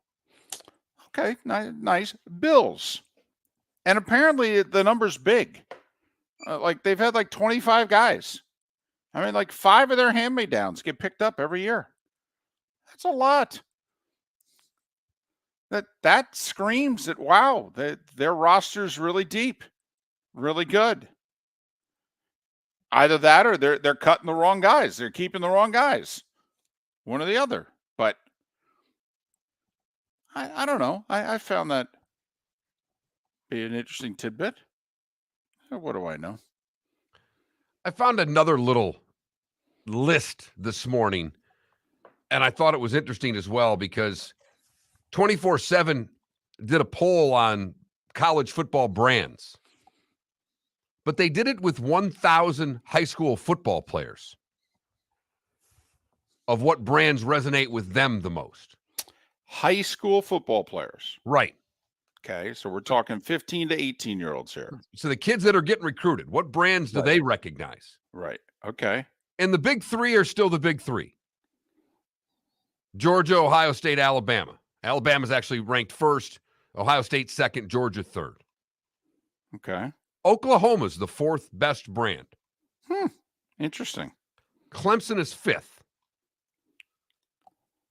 LSU 6, A&M 7. Because they pay the most money. Texas is 8, Oregon is 9, and the Canes are 10. Ooh, look at that. One spot ahead of the Gators for what it's worth. The Gators are 11. All right. Florida State is 17. But the Michigan brand, 16. I mean, you think they've got it back, and Harbaugh and all the things he does and the crazy stuff he was doing to start there. It's still a big brand, but we think of Michigan as a much bigger brand than high school seniors or high school football players do. I think that makes sense, though, because first off, they've had 2 years being back, if you know what I mean. But okay, but then again, the Canes haven't really had any, so. Right. Okay. But that U brand still resonates with the kids. Mm-hmm. And Mario's getting it done on the recruiting trail. So I found that to be a smart move by 24/7. That makes sense. That's a good list to me. Is there a school in that top 20 or whatever that surprises you in a good way that they're on it? North Carolina at 14. Okay. The fact that my Spartans actually made the list shocked me. Mississippi State at 23. Maryland at 24. Those are, Michigan State 22, Mississippi State 23, and Maryland 24. Those all kind of surprised me. Gotcha. Because they're obviously not really playing at that level. Right. And the key is for UCF to make that list by the end of the decade. One other number I got at you. Okay, teams in the NFL running it back with the most similar rosters. So which teams out there do you think are basically, we're pretty much bringing back what we had last year? There's a tie for first. Buffalo? And Cincinnati? Look at you! Look at you, 2 showcase winner there. Well done. Ravens, I think they're like half a percentage point behind, so I guess there's one guy they got rid of more than the Bengals and Bills did. But here are the top 10 teams that are bringing it back. Bengals and Bills, Ravens, Chargers, Jags. 5 AFC teams. Interesting. All right. Commanders, Vikings, Dolphins, Giants, and Niners. Now, here are the teams with the lowest percentage of players that are coming back. I think number 1 would be easy to guess. Which team do you think has trashed their roster the most from a year ago? By the time I get to Arizona, I'll have an answer for you, David. Only 43%. So 3 out of every 7 guys who were with the Cardinals a year ago coming out of camp are with them now. Houston's just below 50%. The Bears are just above 50%. Carolina at 54%. Atlanta and Tennessee at around 56%. So a lot of turnover in Nashville. Finally had a bad year. A lot of turnover with that roster. Counting on Tannehill and Derrick Henry more than ever. The Raiders only brought back 57% of their roster. Man, this better work. They had a playoff team, and they had a playoff roster, and they had a guy who was playing like a top 10 quarterback in the league, and they trashed it all. Man, they better be right. So far, it ain't looking good. The Colts brought back 58% of their team. The Rams, 59% of their team. This one I think is going to surprise you. The Seahawks only brought back 61% of their guys. Because everybody else we mentioned here, not even close to a playoff spot. So, you would expect that. Arizona, Houston, Chicago, Carolina, Tennessee, Atlanta, the Raiders, the Colts, the Rams. Seattle? Turning over more than a third, almost 40% of their roster? Huh. After having a big turnover the year before. Interesting. So Very interesting, because there are people who think they're going to win that division. Yeah, Pat Kerwin being one of them. Right. Now, I will say the Niners are just under 70%, and they're the team that brought back the 10th most players on their roster. The Seahawks are at 61%, and they're the team that brought back the 10th least numbers. So, you got 12 teams that are in between 61 and 69.5% there in the middle. So, but I did think it was interesting that in terms of roster continuity, the top 5 teams in the league are all in the AFC. I thought it was interesting that the Vikings were in the top 10, because I think a lot of people thought they really tore that down, when in fact it's not as much of a teardown as you might think. No, but it was just some of the guys they got rid of. Right. Key linebacker, wide receiver, running back, high profile guys. Miller and Moulton. I say we do the good, bad, and ugly, what's on tap, and today was the day when, and offer some final thoughts next. But that's just me. The law firm of Michael F. Hornung specializes in criminal defense, DUI, personal injury, nursing home claims, and auto accidents. I'm a former prosecutor with over 34 years of experience. The information I know is information you need to know. If you've been arrested for a DUI, time is of the essence to maintain your driving privileges. Call the law firm of Michael F. Hornung for a free consultation. At the law firm of Michael F. Hornung, we are committed to excellence in your representation. Being a local attorney with local knowledge is clutch to the success of your case.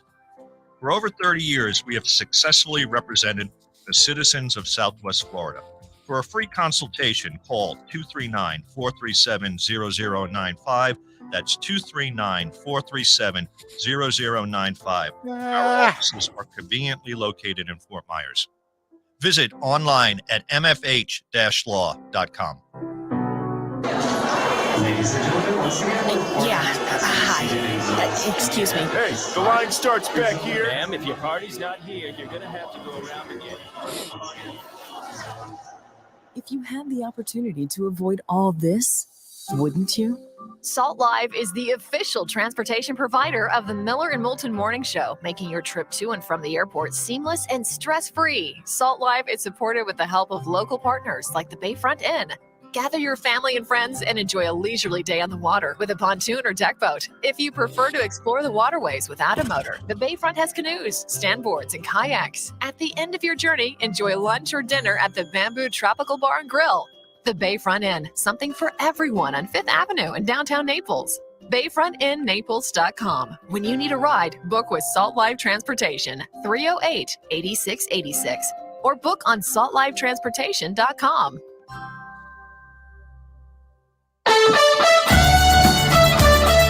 You are listening to Miller and Moulton on the Florida Sports Network.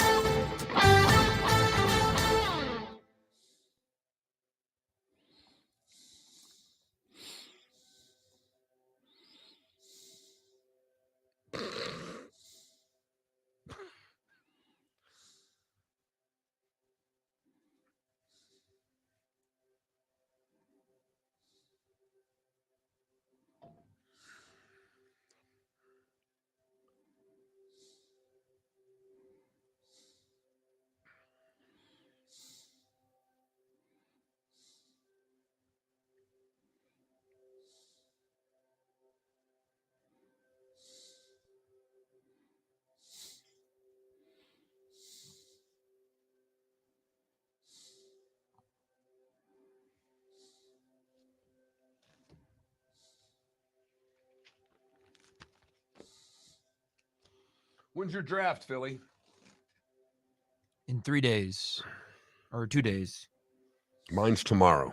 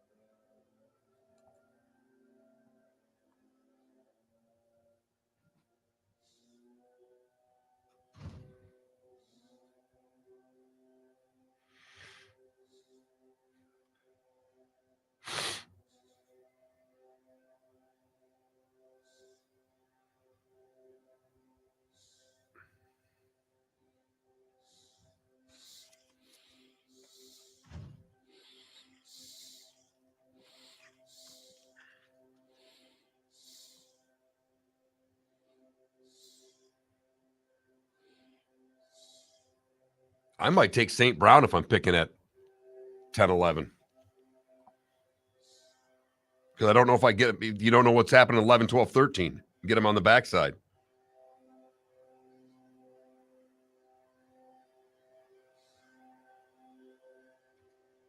Randy Johnson and Ken Griffey Jr. are living the post-Hall of Fame career retirement dream right now. They are professional photographers. The dream for you. That's so cool. You get to go to any big sporting event and be right on the field to play. Well, they do because of who they are, because they're going to get credentials. You wouldn't. Right. The post-Hall of Fame career retirement dream. You want to stay in the sports world type. Oh, they just wanted to go to the event.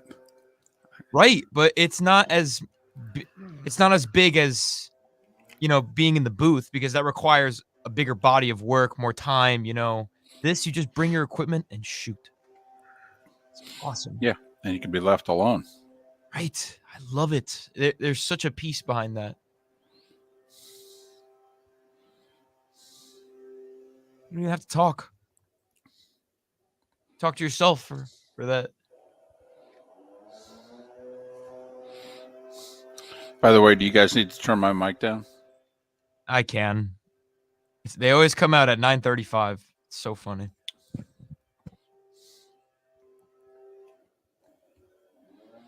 I think the music. Oh, turned it way up. Really loud. No, it's okay. I got it. I can control you. I think the music will mask it.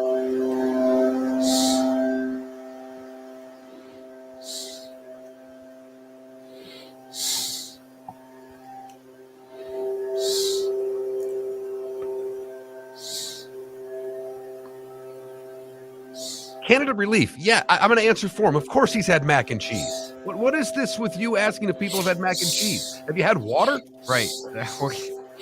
With all due respect, what the hell kind of question is that? I mean, you asked some bizarre questions, but I'm with Philly. Really? By the way, I was telling you about the Chick-fil-A snack wraps. I get the mac and cheese as a side. That's a light behind me. That's not a TV screen. That's a light. It's actually professional lighting. It lights up the room because the lighting in this room is awful.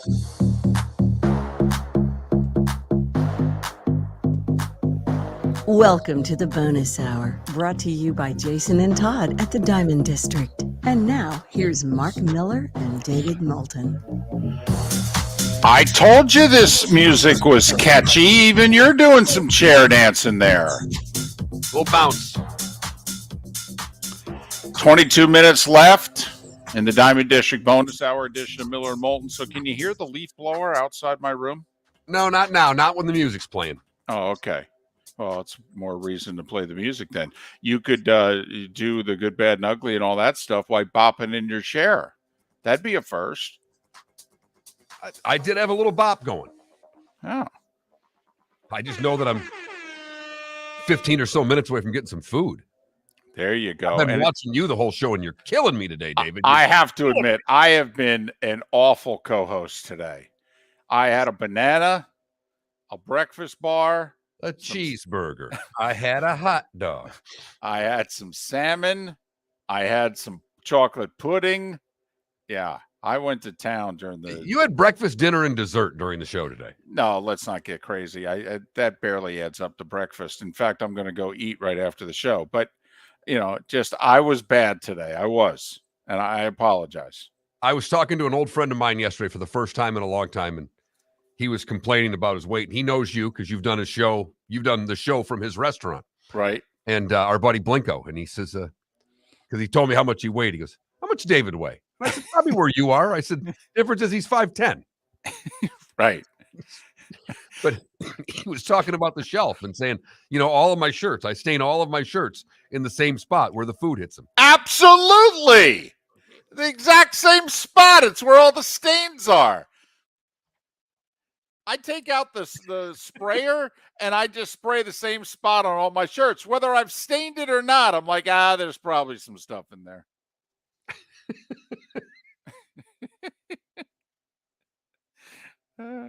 It's time for someone to take back this segment, if for no other reason than to stop David from talking about Meghan and Harry. Here's Mark Miller with Today Was the Day When. David, there's being born on third base and there's being born a step away from home, because today in 1422, Henry VI becomes King of England at the age of 9 months.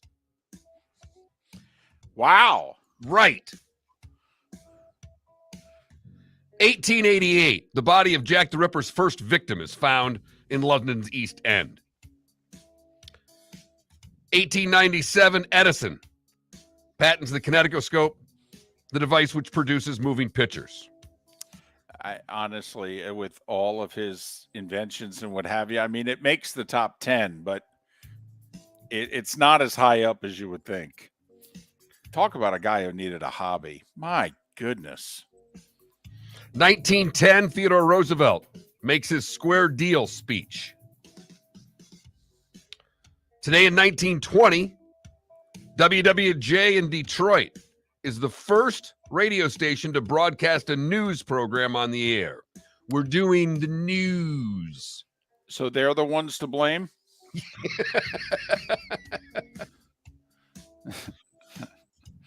Foghorn Leghorn made his debut today in 1946. I said.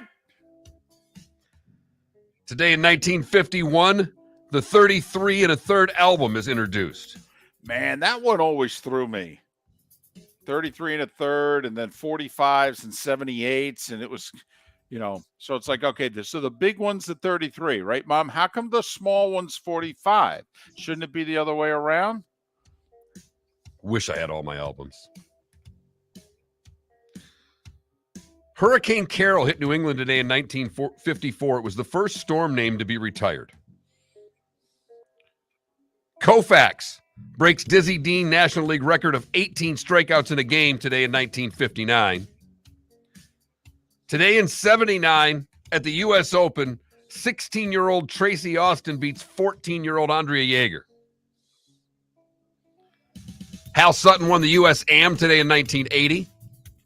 It was a major. At the time that he won it, it was considered a major. Couple of things happened today in 87. Michael Jackson's Bad video premieres during a TV special run on CBS. Not that he was a big deal or anything. No, not at all. We're going to put this in prime time on a network. And I've never heard of this before. I don't know if you have, David, but they described this in 87 as the Great Potato Incident. A minor league game, the Williamsport Bills, their catcher, attempts to lure an opposing base runner off of third base using a potato carved to look like a baseball. The umpire calls the runner safe. The catcher is fined $50 and released by the team. Williamsport was in our Scranton Wilkes-Barre viewing area. It was in the far western corner of it, but Williamsport, we had a bureau there and everything. Mark, we went out there, because we didn't have video of it. We had to go out there and recreate the story for the news. Seriously. Yeah, it made the paper, and then it national, AP picks it up, and drove 2 hours with literally stopped at the nearby grocery store, got some potatoes, and we had to recreate the event.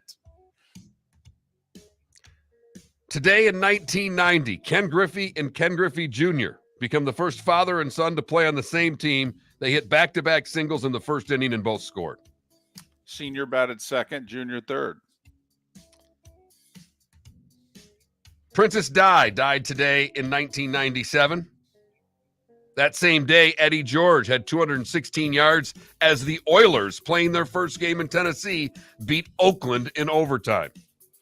They were in Memphis, right? Yes. Today in 2009, Walt Disney Company acquired Marvel Entertainment for a cool $4.24 billion. Argo premiered in 2012, and the remake of A Star is Born premiered today in 2018. I liked Argo. It was slow. I liked it a lot. But it's excellent. Argo. Buddy Hackett, Jean Bellevue, Frank Robinson, Ernie Shaver, and Claudel Washington, all born today. Isaiah Aoki is 81 years old. Van Morrison is 78. Richard Gere is 74. Debbie Gibson, 53. Chris Tucker, 52. Larry Fitzgerald is 40. And David Charles Schwartzel is 39 years old today. And he is not going to win the Masters. What did I miss? I don't think you missed anything. I mean, you hit the big two that I had. So, once that happened, I pretty much stopped paying attention. Fair enough. Then let's just move this sucker right along, shall we? You've heard folks elsewhere mock Florida is gonna Florida. Well, Mark Miller sees it differently. He calls it the good, the bad, and the ugly. What you got, Mark?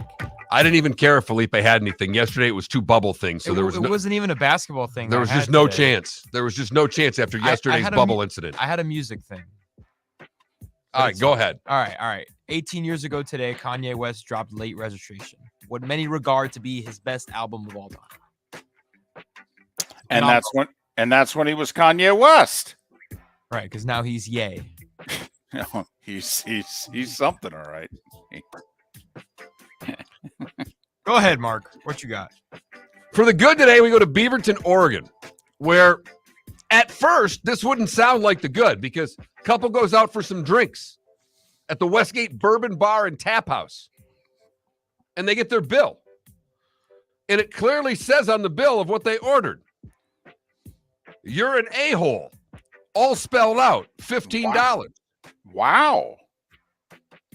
The part of it was that they didn't realize that was actually the name of the drink that they bought. It's a mixture of gin, port, lime juice, honey, peach bitters, and an egg white, served with a brown sugar drizzle, according to the restaurant. But it caught the diners by surprise. They did get a laugh in the end.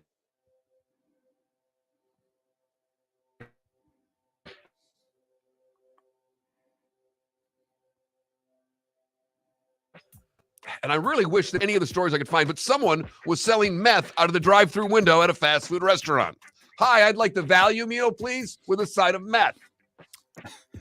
Is that part of the supersize thing, or you just, if you make it large, you get meth with it? How does that work? Right, like what's the code word there? I bet it's snack wrap.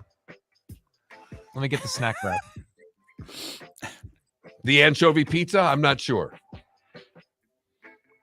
And finally, the ugly, we go to Chicago, where a Univision television crew was on the streets of Chicago talking about robberies. When they were robbed by 3 masked assailants. As soon as you said that, I knew exactly where it was going. They took the camera and personal items from the crew. Fortunately, all of them were not harmed in the robbery.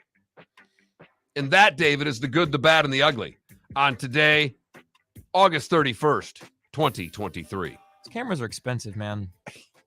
Yeah, but where do you pawn off that? It's not like you can go sell that camera. That camera's worth nothing. You could sell it on eBay. Who's going to buy it? FGCU needs. Well, I mean, it would be funny if, like, your competitor in town's like, hey, I think that's NBC2's camera that got stolen. I think we can get it for 50 cents on the dollar. By the way, do you buy the camera and then bring it to NBC2, if you will, and then film your, here, we'd like to return this. It was stolen. We just need your general manager to come out and give us a comment. No? Oh, well. There's such a sense of humor amongst the local TV stations. Yeah. Mm-hmm. Nothing but fun, David. No, jocularities. Seriously, they're just having a lot of fun. Yep, no question about it. Ha, ha, ha, ha. Especially in the wake of a hurricane. 4 games today and tonight in baseball. 1 game in the day. It's the Yankees looking for a 4-game sweep in Detroit. And the Marlins are in Washington. The below 500 Marlins. The Marlins, who are only 4.5 games ahead of the Nats. So they're 3 games out of the wild card. They're 4.5 out of 4th. And they're heading in the wrong direction. 9-17 in the month of August are the Marlins. They need a 10th win desperately. But, Mark, we got football. Yes, we do. Yes, we do. College football tonight. 8 o'clock, ESPN, the Gators, 4.5-point underdogs in Utah. You want ACC Network at 7? You could see Wake Forest. You want FS1 at 7? You could see UCF. 5 touchdown favorites against Kent State. FS1, 7 o'clock. Hell, you can even go to CBS Sports Network at 7:30. NC State and UConn. For that matter, Big Fox. Nebraska, Minnesota on a network. Big Fox. Got to go 3 wide tonight. I can't wait. Hell, you could even see South Dakota play Missouri on the SEC network at 8. Never mind a couple of games on ESPN Plus and that sort of thing. I mean, if you want to, David, you can go late night. Southern Utah and Arizona State on the Pac-12 network. Wow. Depends how fired up I am, Mark. Depends how fired up I am. I'm just trying to make the 4th quarter of Florida, Utah. Got to make that game. Calls for a big. You know what? Finish your breakfast. Take a nap. Got a lot on the schedule today, too. Got to move into the Airbnb tomorrow. All right. Got a lot still to get done. I don't know if I can get my nap in today. And I know. And you don't want to take the late afternoon, early evening nap. Because next thing you know, you're up at 1:30 watching Arizona State on the Pac-12 network. And oh, boy. Yep. We're both taking Utah. We'd both lay the points. Yep. Yep. I'm taking the Utes 27-17. Ooh. Which means technically under, right? Because isn't it 44.5? Half. So I'm going to go I'll take Utah, lay the points, and go under. 24-17, somewhere in there. 24-14. I just don't. I just don't see Florida scoring. I am worried about it. Gator fan out there. Well, yeah, we're both picking Utah, so Gator fans got to be happy. I do think there's a chance for a defensive score in this game. I think both offenses are going to be conservative. Defense is going to have a lot of guys in the box. I think there's a chance for a defensive score. Who do you like in Nebraska, Minnesota? I like the Gophers. I do. Don't know if they cover. I mean, I do think he was an excellent coach at Temple and Baylor. Matt Rule was. I would not judge him by his Carolina Panthers experience. Okay, he was an outstanding college coach. He really was. So I think they'll be much better quickly. I'm calling for the upset. Nebraska wins. Ooh, look at you. Boy, that would be amazing. What a 24 hours that would be for Nebraska sports. 92,000 in a volleyball match, and they win their Big Ten opener on the road. They'd be partying. Warren Buffett might buy 2 breakfasts at the local McDonald's. Miller and Moulton, we'll see you tomorrow. The law firm of Michael F. Hornung specializes